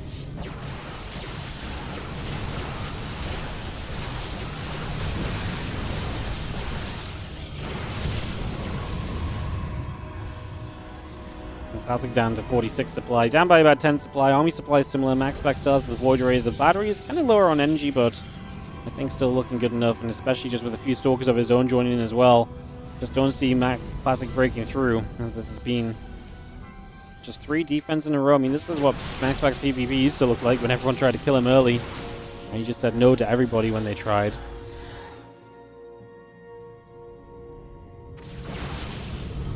Today was not the best day of games.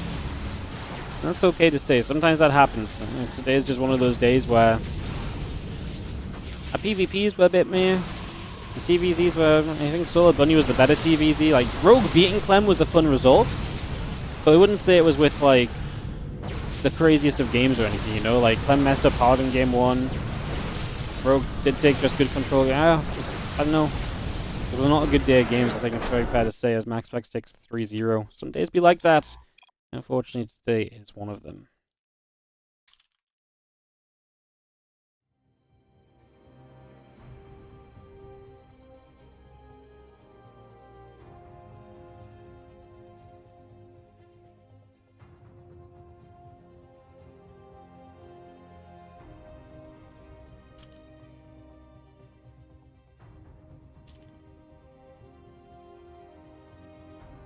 Alrighty, guys. That was kind of it. It's a little bit of a disappointing ending. I'm going to throw us to a break screen. I might be done for the day. I might do some non-StarCraft stuff. I'm not sure. Either way, on YouTube, we're definitely going to be done. So thank you for watching on YouTube. Hit that like and subscribe button. We appreciate it. And if you enjoyed, obviously, a lot, you can support monetarily as well. I'll do my proper outro in a minute or 2 on Twitch if we're done. Like I say, we're probably done with StarCraft, but we might do some non-StarCraft stuff. I'm not sure right now, just because we finished kind of fast. As yo, Petrie, thank you so much for the Prime sub as well. I appreciate it. Thank you. Yeah, BLB, and I'll see if we're wrapping up properly or not. I'll run some ads while I go figure stuff out.